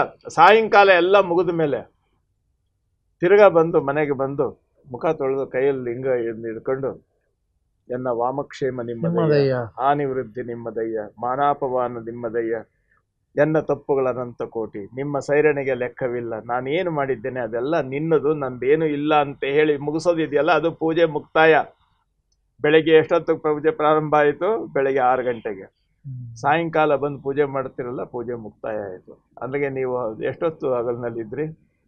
12 ಗಂಟೆ ಹಗಲಲ್ಲಿದ್ರಿ. ಯಾಕೆ ಅಂದರೆ ನನಗೆ ನಿಮ್ಮ ನೆನಹಾದಾಗಲೇ ಉದಯ. ಸತ್ಯ ಗುರುಗಳು, 12 ಕೂಡ ಲಿಂಗ ತತ್ವದಲ್ಲೇ ನಾನು ಬದುಕಿರ್ಬೇಕಲ್ಲ, ಅದಕ್ಕೆ ನಿಮ್ಮ ಮರೆತು ತಮ್ಮ ಮೆರೆದರಲ್ಲದೆ. ಆಮೇಲೆ ಇನ್ನೊಂದು ಹೇಳ್ತೀನಿ, ಮಾಡೋ ಅಂತ ಕೆಲಸದಲ್ಲಿ ಇದು ಪ್ರಾರಂಭದ ನೆಲೆ ಹೇಗೆ ಬರುತ್ತೆ ಅಂದರೆ, ನಾನೊಂದು ಟೈಪ್ ರೈಟಿಂಗ್ ಕಲಿಬೇಕು. ಹೌದು. ಅದಕ್ಕೆ ನೀವು ಹೇಳ್ಕೊಡ್ತೀರಿ, ಈ ಬೆರಳಿನಲ್ಲಿ ASDF ಈ ರೀತಿ ಈ ಬೆರಳುಗಳಿಂದ ಈ ಅಕ್ಷರಗಳನ್ನು ಒತ್ತಬೇಕು ಅಂತ ನೀವು ಹೇಳ್ಕೊಡ್ತೀರಿ. ನಾವು ಕಲಿಬೇಕಾದ್ರೆ ಆ ಲೆಕ್ಕಾಚಾರದಲ್ಲೇ ಒತ್ತಿ ಒತ್ತಿ ಒತ್ತಿ ಕಲಿತೀವಿ. ನಾನು ಅದರಲ್ಲಿ ಪರಿಪೂರ್ಣ ಜ್ಞಾನಿ ಆದಮೇಲೆ ನಾನು ಒತ್ತಬೇಕಾದ್ರೆ ಹಿಂಗೆ ನೋಡಲ್ಲ, ಇಲ್ಲಿ ಮ್ಯಾಟ್ರ್ ನೋಡ್ತಾ ಇರ್ತೀನಿ, ಇಲ್ಲಿ ಓದ್ತಾ ಇರ್ತೀನಿ, ಸುಮ್ಮನೆ ಹೋಗ್ತಾ ಇರುತ್ತೆ. ಅದಂಗೆ ಹಾಗೆ ಶರಣ ಪ್ರಜ್ಞೆಯ ಮೊದಲ ಸಹಜವಾಗಿರುವಂಥ ಮಾರ್ಗದರ್ಶನವನ್ನು ಗುರುವಿನಿಂದ ASDF ಕಲಿತ ಹಾಗೆ ಈ ಲಿಂಗ ಪ್ರಜ್ಞೆಯ ಆಚರಣೆಯನ್ನು ಕಲಿತ ಮೇಲೆ ಅವನು ಸಹಜ ಸ್ಥಿತಿಯಲ್ಲಿ ಅವನು ಮಾಡೋದು ಲಿಂಗ ಪೂಜೆ ಆಗಿರ್ತದೆ. ಅದನ್ನೇ ಅನುಭವ ಅಂತ ಹೇಳೋದು. ಅನುಭವ ಅಂತ ಯಾಕಂದ್ರು ಅಂದ್ರೆ ಇದು ಆಚರಣೆಗೆ ತಂದಾಗ. ಈಗ ನೀವು ಟೈಪ್ ರೈಟರ್ ಬಗ್ಗೆ ಕೊಟ್ಟ ಉದಾಹರಣೆ ಅದ್ಭುತವಾದ ಉದಾಹರಣೆ ಗುರುಗಳೇ. ಆದರೆ ಇವತ್ತಿನ ಚರ್ಚೆಯಲ್ಲಿ ಉಪಾಸನೆ ಇದೆ. ನಾವೇನ್ ಉಪಾಸನೆ ಒಂದ್ ನಿಮಿಷ ಗುರುಗಳೇ, ಉಪಾಸನೆಯಲ್ಲಿ ಮುಳುಗೋಗಿದ್ದೇವೆ, ಆದ್ರೆ ನಿಜವಾದ ಆಚರಣೆಗೆ ಇಲ್ಲ. ಒಂದ್ ಹೇಳೋದು ಕೇಳಿ, ಉಪಾಸನೆಯಲ್ಲಿ ಮುಳುಗೋಗಿಲ್ಲ, ಉಪಾಸನೆಯನ್ನ ಗೊಂದಲ ಮಾಡಿ ಇಟ್ಕೊಂಡಿದ್ದೀವಿ. ಏನ್ ಮಾಡಿದೀಲ್ಲ, ಉಪಾಸನೆಯಿಂದ ಏನ್ ಗೊತ್ತೇನು? ಈ ಆಚರಣೆ ಎಲ್ಲ ಹೇಳದ್ನಲ್ಲ, ಇದರಲ್ಲಿ ತನ್ನ ತನವನ್ನ 2 ಅಳಿದು ಕೂಡುವುದಿದೆಯಲ್ಲ, ಇದು ಉಪಾಸನೆ. ದೇವರು ದೊಡ್ಡವನು, ನಾನು ಚಿಕ್ಕವನು ಅಂತ ಅನ್ನುವಂಥ 2 ಭಾವಗಳು ಹೋಗಬೇಕು. 2 ಅಳಿದು ಕೂಡುವುದು ಸಮರಸ ಭಕ್ತಿ. ನೋಡಿ, ಶರಣರು ಭಕ್ತಿಯನ್ನ ಸಮರಸ ಭಕ್ತಿ ಅಂತ ಹೇಳಿದ್ರು. ನಮ್ಮ ಪುರಾಣಗಳಲ್ಲಿ, ನಮ್ಮ ಪ್ರಾಚೀನ ಪರಂಪರೆಯಲ್ಲಿ ಹೇಳಿದಾಗೆ ದಾಸ್ಯ ಭಕ್ತಿ, ಸಖ್ಯ ಭಕ್ತಿ ಈ ತರ ಹೇಳಲಿಲ್ಲ. ಸಮರಸ ಭಕ್ತಿ ಅಂತಂದ್ರೆ 2 ಬೇರಿಲ್ಲದೆ ಸಹಜವಾಗಿ ಕೂಡುವಂಥದ್ದು. ನೋಡಿ, ಮುಕ್ತಿಗೆ ಏನು ಹೇಳಿದ್ರು ಗೊತ್ತೇನೋ ಅವರು? ಸಾಮೀಪ್ಯ, ಸಾಲೋಕ್ಯ, ಸಾಯುಜ್ಯ, ಅಂತ 4 ಹೇಳಿದ್ರು. ಏನಂದ್ರೆ, ದೇವ್ರ ಹತ್ರ ಇರೋದು ಒಂದು ಮುಕ್ತಿ, ದೇವ್ರನ್ನ ನೋಡ್ತಾ ಇರೋದು ಇನ್ನೊಂದು ಮುಕ್ತಿ, ದೇವ್ರ ಹತ್ರ ಇರೋದು ಒಂದು ಮುಕ್ತಿ, ದೇವ್ರ ಪರವಾಗಿ ನಾನೇ ಇರೋದು ಅದು ಸಾಯುಜ್ಯ. ಹೇಗೆ ಒಂದು ಹೇಳ್ತೀನಪ್ಪ. ಈಗ ಒಬ್ಬ ಮಂತ್ರಿ ಇದ್ದಾನೆ, ಅವನ ಬಾಗಿಲಿನಲ್ಲಿ ಇರ್ತಾನ, ಅವನು ಸಮೀಪ ಇದ್ದಾನೆ, ಯಾವಲು ನೋಡೋಲ್ಲ, ಬಂದಾಗ ಸೆಲ್ಯೂಟ್ ಹೊಡಿತಾನೆ, ಅದೊಂದು ಮುಕ್ತಿ. ಇನ್ನೊಬ್ಬ ಸಾಲೋಕ್ಯ ಅನ್ನ ಅವನು ನೋಡ್ತಾ ಇರ್ತಾನೆ, ಆದ್ರೆ ಇವನು ದೂರ ಇರ್ತಾನೆ, ಇದು ಸಾಲೋಕ್ಯ. ಇನ್ನೊಂದು ಸಾಯುಜ್ಯ, ಅವನ ಜೊತೆ. ಇನ್ನೊಂದು ಸಾಮೀಪ್ಯ, ಅವನ ಜೊತೆಲ್ಲ ಅವನ ಫೈಲ್ಗಳು ಇಟ್ಕೊಂಡು ಓಡಾಡ್ತಿರ್ತಾನೆ. ಸಾಯುಜ್ಯ ಅಂದ್ರೆ ನಿಮ್ಮ ಪರವಾಗಿ ನಾನು ಒಂದು ವ್ಯವಹಾರ ಮಾಡ್ತೀನಿ, ಇದು ಸಾಯುಜ್ಯ. ಇವಿಷ್ಟು ಮುಕ್ತಿ ಅಂತ ಹೇಳಿದ್ರು ಹೊರಗಡೆ ಇರೋದು. ಆದರೆ ಶರಣರ ಮುಕ್ತಿ ಇದೆಯಲ್ಲ, ಆ ರೀತಿ ಅಲ್ಲ. ನೋಡಿ, ದೇವರಿದ್ದಾನೆ ಸರ್, ಈ ಪುರಾಣಗಳಲ್ಲಿ ಹೇಳುವಂಥದ್ದು, ನೀನು ಪುಣ್ಯ ಮಾಡಿದ್ದೀಯಾ, ನೀನು ಸ್ವರ್ಗ ಸೇರ್ತೀಯ, ಏನೇನೋ ಹೇಳ್ತಾರೆ. ಆಯ್ತು. ಆಮೇಲೆ ಮುಂದೆ ಏನು ಹೇಳ್ತಾರೆ ಗೊತ್ತೇನು? ಆ ಪುಣ್ಯದ ಫಲ ಖಾಲಿ ಆಗ್ತಿದ್ದ ಹಾಗೆ ಮತ್ತೆ ನೀನು ವಾಪಸ್ ಬರ್ತೀಯಾ ಅಂತ. ಸರ್, ನಿಮ್ಮ ಜೋಬ್ನಲ್ಲಿ ದುಡ್ಡಿದೆ, ನೀವು ಯಾವುದೋ ಒಂದು ಇಂಟರ್ನ್ಯಾಷನಲ್ ಒಂದು ಇದಕ್ಕೆ ಸೆಮಿನಾರ್ಗೆ ಹೋಗಿದ್ದೀರಿ, ಪ್ರಪಂಚ ನೋಡೋಕೆ ಹೊರಟಿದ್ದೀರಿ, ಎಲ್ಲಿವರೆಗೂ ನೋಡ್ತೀರಿ? ನಿಮ್ಮ ಜೋಬ್ನಲ್ಲಿ ದುಡ್ಡು ಖಾಲಿ ಆಗ್ತಾ ಬಂತು ಅಂದರೆ ವಾಪಸ್ ಹೋಗ್ಬೇಕು ಅನ್ನೋದು. ಇದನ್ನಿಟ್ಕೊಂಡು ನೋಡೋ ಅಂಥದ್ದು ಮುಕ್ತಿ ಅಲ್ಲ. ಶರಣರು ಹೇಳಿದ್ದು 2 ಅಳಿದು ಕೂಡುವುದು ಮುಕ್ತಿ. ಅಂದ್ರೆ ಶರಣರು ಏನು ಹೇಳಿದ್ರು ಅಂತಂದ್ರೆ, ಲಿಂಗಯ್ಯ ತನ್ನ ಹಿರಿಮೆಯನ್ನ ಬಿಡಬೇಕು, ಮೇಲರಿಮೆಯನ್ನ ಬಿಡಬೇಕು, ಅಂಗ ಕೀಳರಿಮೆಯನ್ನ ಬಿಡಬೇಕು, 2 ಒದ್ದಾಗಬೇಕು. ಒಂದು ಲೌಕಿಕ ಉದಾಹರಣೆ ಕೊಡ್ತೀನಿ, ಕೊಟ್ಟು ಮುಗಿಸೋಣ. H2O, ಹೈಡ್ರೋಜನ್ 2 ಕಣ, ಆಮ್ಲಜನಕದ 1 ಕಣ, ಇದು ಸೇರಿದ್ರೆ ಏನಾಗುತ್ತೆ ಸರ್? ನೀರಾಗುತ್ತೆ. ಹೈಡ್ರೋಜನ್ನಿನ ಗುಣ ಏನು? ಉರಿಯೋದು. ಹೌದು. ಆಮ್ಲಜನಕದ ಗುಣ ಏನು? ಉರಿಸೋದು. ಆದ್ರೆ ಇವೆರಡು ಸೇರಿ ಆರಿಸೋ ಗುಣ ಹೇಗೆ ಬಂತು? ಇದು 2 ಅಳಿದು ಕೂಡುವುದು, ಇದು ಸಮರಸ ಭಕ್ತಿ. ಆಯಿತು ಗುರುವೇ, ಈಗ ಸಮಯದ ಇತಿಮಿತಿಯಲ್ಲಿ ಬಹುಶಃ ನಾವು ಅನೇಕ ಚಿಂತನೆಗಳನ್ನು ಮಾಡ್ತಾ ಮತ್ತು ಈ ಆಚರಣೆಗಳ ಬಗ್ಗೆ ಇನ್ನೂ ಆಳವಾಗಿ ನಾವು ಚಿಂತನೆ ಮಾಡೋದು ಅವಶ್ಯಕತೆ ಇದೆ. ತಾವು ಮಾತನಾಡುವಾಗ ಅನೇಕ ಕಡೆ ದೇವರು, ಭಗವಂತ, ದೇವ, ದೈವ ಅಂತ ಬಂದಾಗ ಶರಣರ ನೆಲೆಯಲ್ಲಿ ಏನನ್ನು ನಾವು ಇಟ್ಕೊಂಡು ಮಹಾಲಿಂಗ ಅನ್ನೊಂದು ಶಬ್ದವನ್ನು ನಾವು ಚರ್ಚೆ ಮಾಡಲಿಲ್ಲ. ನಾವೇನು ಭಗವಂತ ಅಂದ್ವಿ ಹೊರತಾಗಿ ಯಾರು ಮಹಾಲಿಂಗ ಇಲ್ಲ ಅನ್ನೋದು ಇಲ್ಲ ಇನ್ನೊಂದು ಹೇಳ್ತೀನಿ, ಭಗವಂತ ಅನ್ನೋದ್ರ ಬಗ್ಗೆ ಮಾತಾಡಿಲ್ಲ ನಾವಿನ್ನು. ಅಲ್ಲ, ಇನ್ನು ನೀವು ಮುಂದೆ ಹೇಳುವರಂತೆ ಸಾಮಾನ್ಯವಾಗಿ ಮಾತೆತ್ತಿದ್ರೆ ಭಗವಂತ ದೇವರು ಅಂದ್ಕೊಂಡು ಹೊರಟಿದ್ದೀವಿ. ಅಲ್ಲ ದೇವರು ಅಲ್ಲ, ಅದು ನಾನು ತಪ್ಪು ಅನ್ನಲ್ಲ. ಸಮಾಜ ಗುರುಗಳೇ ಒಂದೇ ನಿಮಿಷ, ನಾವು ಇಷ್ಟೊತ್ತು ಹೇಳಿದ್ದೀರಿ, ಅದನ್ನು ನಂಬಿಕೆಯನ್ನು ಹುಟ್ಟಿಸಿ ಅದರಲ್ಲಿ ಮತ್ತೆ ಭಯವನ್ನು ಸೃಷ್ಟಿ ಮಾಡಿದ್ದಾರೆ. ಈ ದೇವರಿಗೆ ನೀನು ಹೋಗದೆ ಇದ್ರೆ ಹಿಂಗಾಗತ್ತೆ. ಎಷ್ಟು ಭಯ ಭಯ ಭಯ. ದೇವರು ಅಂದ್ರೆ ಇವತ್ತಿನ ಡೆಫಿನೇಷನ್ ಭಯ ಅಲ್ಲ. ದೇವರು ಯಾವತ್ತು ಅಭಯವನ್ನ ಕೊಡ್ತಾನೆ. ಅಲ್ಲ, ಭಯ ಕೊಡ್ತಾನೆ. ಆದರೆ ನಾವಿದ್ದೀವಲ್ಲ, ನಾವು ಇದು ವ್ಯಕ್ತಿಗತವಾಗಿ ನೀವು ಅನ್ನಲ್ಲ, ಇವತ್ತಿನ ವಾಸ್ತವವನ್ನು ಹೇಳ್ತಾ ಇದ್ದೀವಿ. ಇದರಿಂದ ಗುರುಗಳೇ ಒಂದು ನಿಮಿಷ, ಇದರಿಂದ ಆಚೆ ಬರೋಕ್ಕೂ ಆಗುತ್ತೋ ಇಲ್ವೋ? ಹಾಗಾದ್ರೆ ನಮ್ಮ ಜೀವನ ವೇಸ್ಟ್. ಇಷ್ಟು ವರ್ಷ ದುಡಿದು ಮೊನ್ನೆ ಒಂದು ಕಾಮೆಂಟ್ ಮಾಡ್ತಾನೆ ಇಲ್ಲಿ, ಯಾರೋ ಪುಣ್ಯಾತ್ಮರು ಸುರೇಶ್ ಬಾಬು ಮುರ್ಕಲ್ ಅಂತ, ನೀವುಗಳು ಮಾಡಿದ್ದು ಬಹಳಷ್ಟಿದೆ. ಪೇಜಾವರ ಮಠ ಸ್ವಾಮಿ ಏನನ್ನೂ ಹೇಳಿದಾಗ ಅದನ್ನು ಖಂಡಿಸಿ ಒಂದು ಮಾತು ಹೇಳದೆ ಚಪ್ಪಾಳೆ ತಟ್ಟಿ ತಲೆ ಆಡಿಸಿ ಬಂದ್ರಲ್ಲ, ಹೊಳೆಯಲ್ಲಿ ಹುಣಸೆ ಹಣ್ಣು ತೊಳೆದಂಗಾಯಿತು ಎಂಬ ಗಾದೆ ಇದೆ ಅಲ್ಲವೇ ಸ್ಪಷ್ಟವಾಗಿ ಅಂತ ಹೇಳಿ. ಗುರುಗಳೇ ಒಂದು ನಿಮಿಷ, ಅಲ್ಲ, ಇದರ ಸ್ಪಷ್ಟನೆ ನಾನು ನೀಡಬೇಕಾಗತ್ತೆ. ನಾನು ಎಲ್ಲೂ ಅದರ ಬಗ್ಗೆ ಮಾಡಿಲ್ಲ ಅಂತಲ್ಲ. ಬಸವಪಥ ಈ ಫೆಬ್ರವರಿ ತಿಂಗಳಲ್ಲಿ ಈಗ ನಡೀತಾ ಇರೋ, ತಮಗೆ ಗೊತ್ತಿದೆ, ಮೇ ಬಂತು, ಅದರಲ್ಲಿ ಅಧ್ಯಕ್ಷರ ನುಡಿಯಲ್ಲಿ ಏನು ಕಾರ್ಯಕ್ರಮ ನಡೀತು ಅನ್ನೋದನ್ನು ವಿವರವಾಗಿ ಕೊಟ್ಟಿದ್ದೀನಿ. ಅವತ್ತಾಗಿದ್ದು ಇಷ್ಟೇ. ನನಗೆ ತಾವು ಹೇಳಿದಾಗೆ ಮತ್ತೆ ನನಗೆ ಸಂಸ್ಕೃತ ನನಗೆ ಬರೋದಿಲ್ಲ. ಅವ್ರು ಏನೋ ಹೇಳಿದ್ರು, ಅವಾಗ ಸುಮ್ಮನೆ ಕೇಳ್ತಾ ಇದ್ದೆ, ನನಗೆ ತಿಳಿಯೋಲ್ಲ. ಈಗಲೂ ನೀವು ಸಂಸ್ಕೃತದ ಶ್ಲೋಕ ಹೇಳಿದಾಗ ಸುಮ್ಮನೆ ಕಿವುಡನಾಗಿ ಕೇಳ್ತಿರ್ತೀನಿ. ಅದಾದ ಮೇಲೆ ಕೊನೆಗೊಂದು ಮಾತಂದರು ಯಾರು, ಪೇಜಾವರದ ಸ್ವಾಮಿಗಳೇ.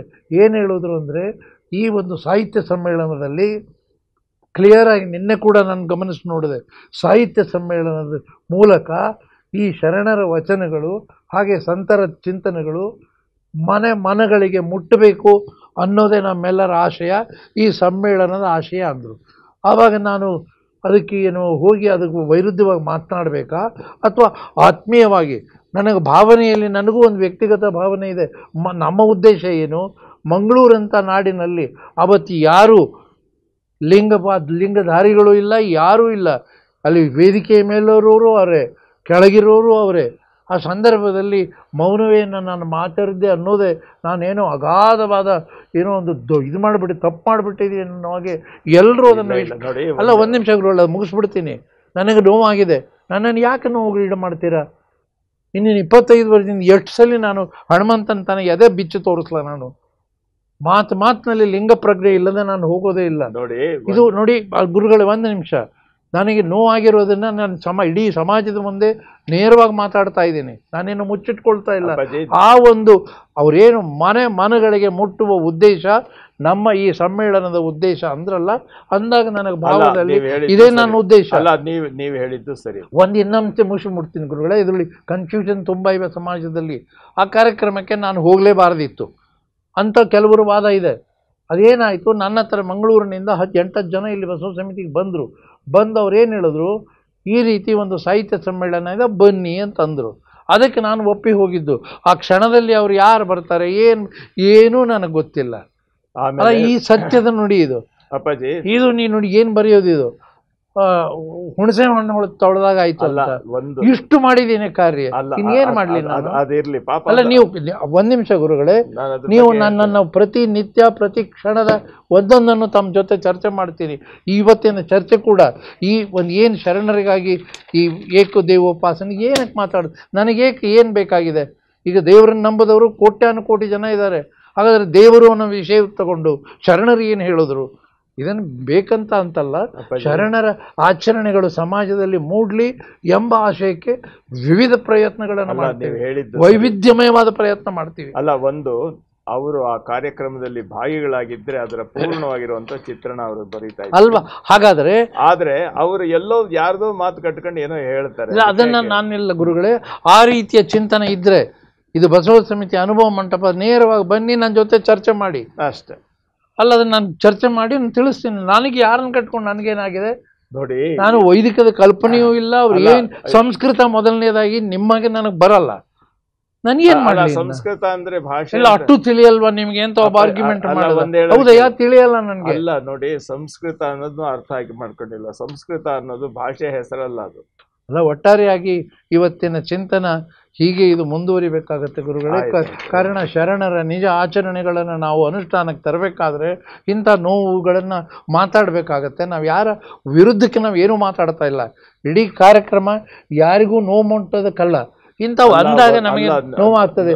ಈಗ ಇದೇ ವಾರ ಬಂದಿರೋದು ಲೇಖನ ಗುರುಗಳೇ, ಬಸವಣ್ಣ ಪುರಾಣದ ವ್ಯಕ್ತಿ, ಅದನ್ನು ಹೆಂಗೆ ನಾವು ಅರಗಿಸ್ಕೋಬೇಕು ನೋಡಿ. ಹೀಗೆ ಬರ್ತಾ ಇವೆ, ಅದಕ್ಕೆ ನಮ್ಮ ಉತ್ತರಗಳನ್ನು ಕೊಡಲೇಬೇಕಾಗುತ್ತೆ. ಅಲ್ಲ, ಅವರವರ ಆಲೋಚನೆಗಳು ಅವ್ರದ್ದು ಇರ್ತದೆ. ನಾವು ನಮ್ಮ ಮಾರ್ಗದಲ್ಲಿ ನಮ್ಮ ವ್ಯವಸ್ಥೆ ಅಲ್ಲ ಸಾಗೋಣ. ಬಸವ ಪಥದಲ್ಲಿ ಸಾಗಿದ್ದೇವೆ. ಈ ಬಸವ ಪಥವನ್ನು 46 ವರ್ಷದಿಂದ ಪ್ರಕಟ ಮಾಡ್ತೇವೆ. ಇದರಲ್ಲಿ ಒಬ್ರಲ್ಲ ಇಬ್ರಲ್ಲ, ಸಾಕಷ್ಟು ಇದರಲ್ಲಿ ಅಧ್ಯಯನ ಮಾಡಿದ ವ್ಯಕ್ತಿಗಳು ಬರ್ತಾ ಇದ್ದಾರೆ. ಅಲ್ಲ, ಜಗತ್ತಿನಲ್ಲಿ ನಾವು ಹೇಳ್ಕೊಂಡು ಹೋಗುವಂಥದ್ದು ಎಲ್ಲರೂ ನಮ್ಮ ದಾರಿಯಲ್ಲಿ ಬರಬೇಕು ಅಂತ ಅನ್ನುವಂತ ಒಂದು ಪ್ರಶ್ನೆ ಅಲ್ಲ. ಯಾರು ಹೊರಗಿನವರು ಸಂಸ್ಕಾರ ಇರ್ತದೆ ಅವ್ರು ಬರ್ತಾರೆ.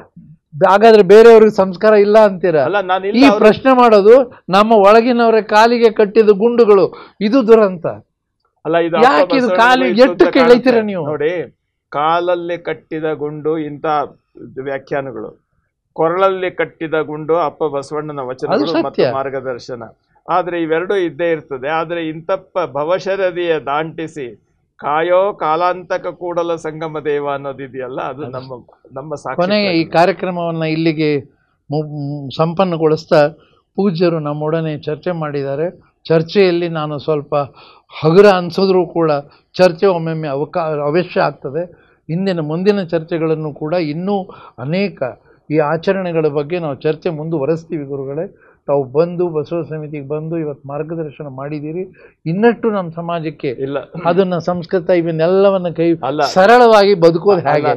ನಾನು ಹೇಳೋದಿಷ್ಟೇ, ನಾನು ಎಲ್ಲರಿಗೂ ಮಾರ್ಗದರ್ಶಿ ಅಂತ ಅನ್ನೋಂಥ ಅಲ್ಲ, ಹಾಗಲ್ಲ.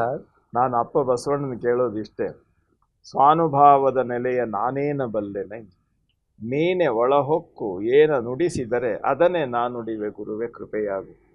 ಮತ್ತು ಇದನ್ನು ಕೇಳೋವಂಥವ್ರು ಇಡೀ ಪ್ರಪಂಚದ ಎಲ್ಲ ಮೂಲೆಯಲ್ಲಿರ್ತಕ್ಕಂಥ ಅದ್ರ ಬಗ್ಗೆ ಸಂಸ್ಕಾರಯುತವಾಗಿರ್ತಕ್ಕಂಥ ಜನ ಇದನ್ನು ಏನು ಕೇಳಿ ಅದರಲ್ಲಿರುವಂಥ ತಪ್ಪುಗಳು ಅಥವಾ ವಿವರಣೆಗಳನ್ನು ಕುರಿತು ಕೇಳೋವಂಥ ಒಂದು ವಿಚಾರ ಇದೆಯಲ್ಲ, ಅದನ್ನು ನಾವು ಯಾವತ್ತೂ ಹೃದಯದಿಂದ ಸ್ವಾಗತ ಮಾಡೋಣ. ಆಯಿತು, ಒಳ್ಳೆಯದಾಗಲಿ. ಕೆಲವೇ ದಿನಗಳಲ್ಲಿ ಬಸವ ಜಯಂತಿ, ವಿಶ್ವ ಬಸವ ಜಯಂತಿ ಬಸವ ಸಮಿತಿ ಆಯೋಜಿಸ್ತಾ ಇದೆ. ಏನಕ್ಕಾಗಿ ವಿಶ್ವ ಅಂದಾಗ ಇಡೀ ಜಗತ್ತಿನ ಅನೇಕ ರಾಷ್ಟ್ರಗಳು ಕೂಡ ಆ ಬಸವ ಜಯಂತಿಯಲ್ಲಿ ಭಾಗಿಯಾಗ್ತಾ ಇವೆ. ಇದು ನಮಗೆ ಸಂತಸ. ಇನ್ನೊಮ್ಮೆ ಬಸವ ಜಯಂತಿಯ ಬಗ್ಗೆ ವಿಶೇಷವಾಗಿ ನಾವು ವಿದ್ವಾಂಸರನ್ನು ಕೇಳಿಕೊಂಡಾಗ ಅವರು ಬಂದು ಮಾಡಿಕೊಡ್ತೀನಿ ಅಂತ ಹೇಳಿದ್ದಾರೆ. ಬಸವ ಜಯಂತಿ ಇತಿಹಾಸ ಏನು, ಎತ್ತು ಬಸವಣ್ಣ ಆಗಿದ್ದು ಹೇಗೆ, ವ್ಯಕ್ತಿ ಬಸವಣ್ಣ ಆಗಿದ್ದು ಹೇಗೆ, ಇವುಗಳ ಚರ್ಚೆಯನ್ನು ನಾವು ಮುಂದುವರಿಸ್ತೇವೆ. ಕಾರಣ ಇಲ್ಲ ಸಲ್ಲದ ಮಾತುಗಳನ್ನು ಕೇಳಿದಾಗ ನೋವಾಗತ್ತೆ ಗುರುವೇ, ಇನ್ನೇನೂ ಇಲ್ಲ.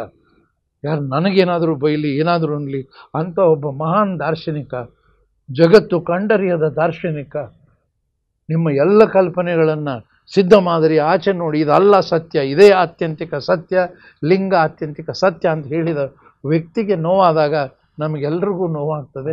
ಅವ್ರಿಗೆ ಉತ್ತರ ಕೊಡೋದೇ ನನ್ನ ಜವಾಬ್ದಾರಿನೂ ಅಲ್ಲ.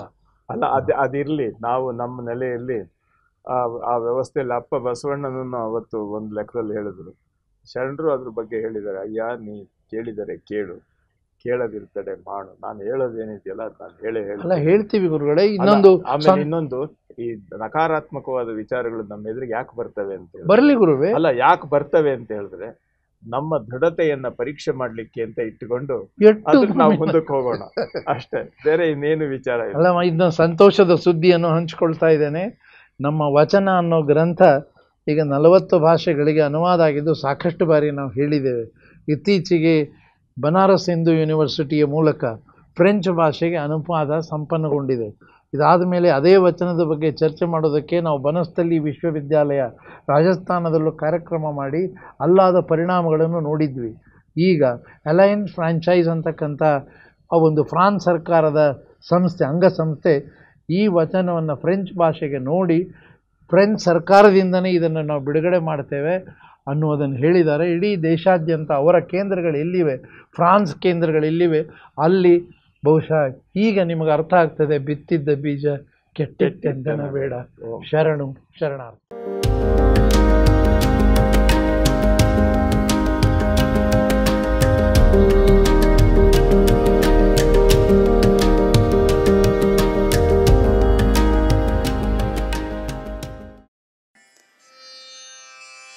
ಬಸವಾ ಬಸವಾ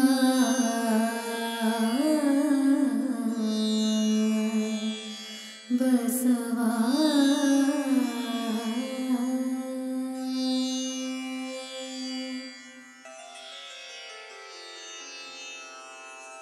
ಹರ ಬಸವಾಯ ನಮಃ.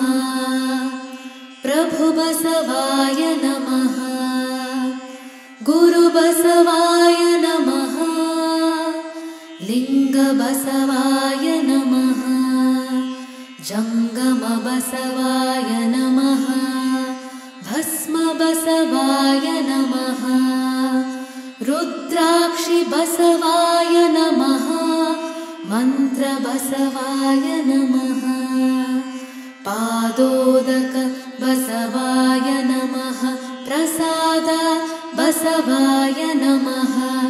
ಚಿನ್ನಿಧಿ ಬಸವಾಯ ನಮಃ. ಚಿನ್ನಾದ ಬಸವಾಯ ನಮಃ. ಚಿದ್ಬಿಂದು ಬಸವಾಯ ನಮಃ. ಚಿತ್ಕಲ ಬಸವಾಯ ನಮಃ.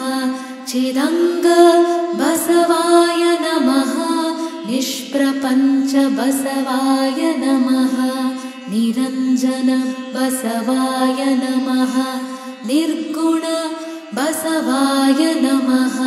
ನಿತ್ಯತೃಪ್ತ ಬಸವಾಯ ನಮಃ.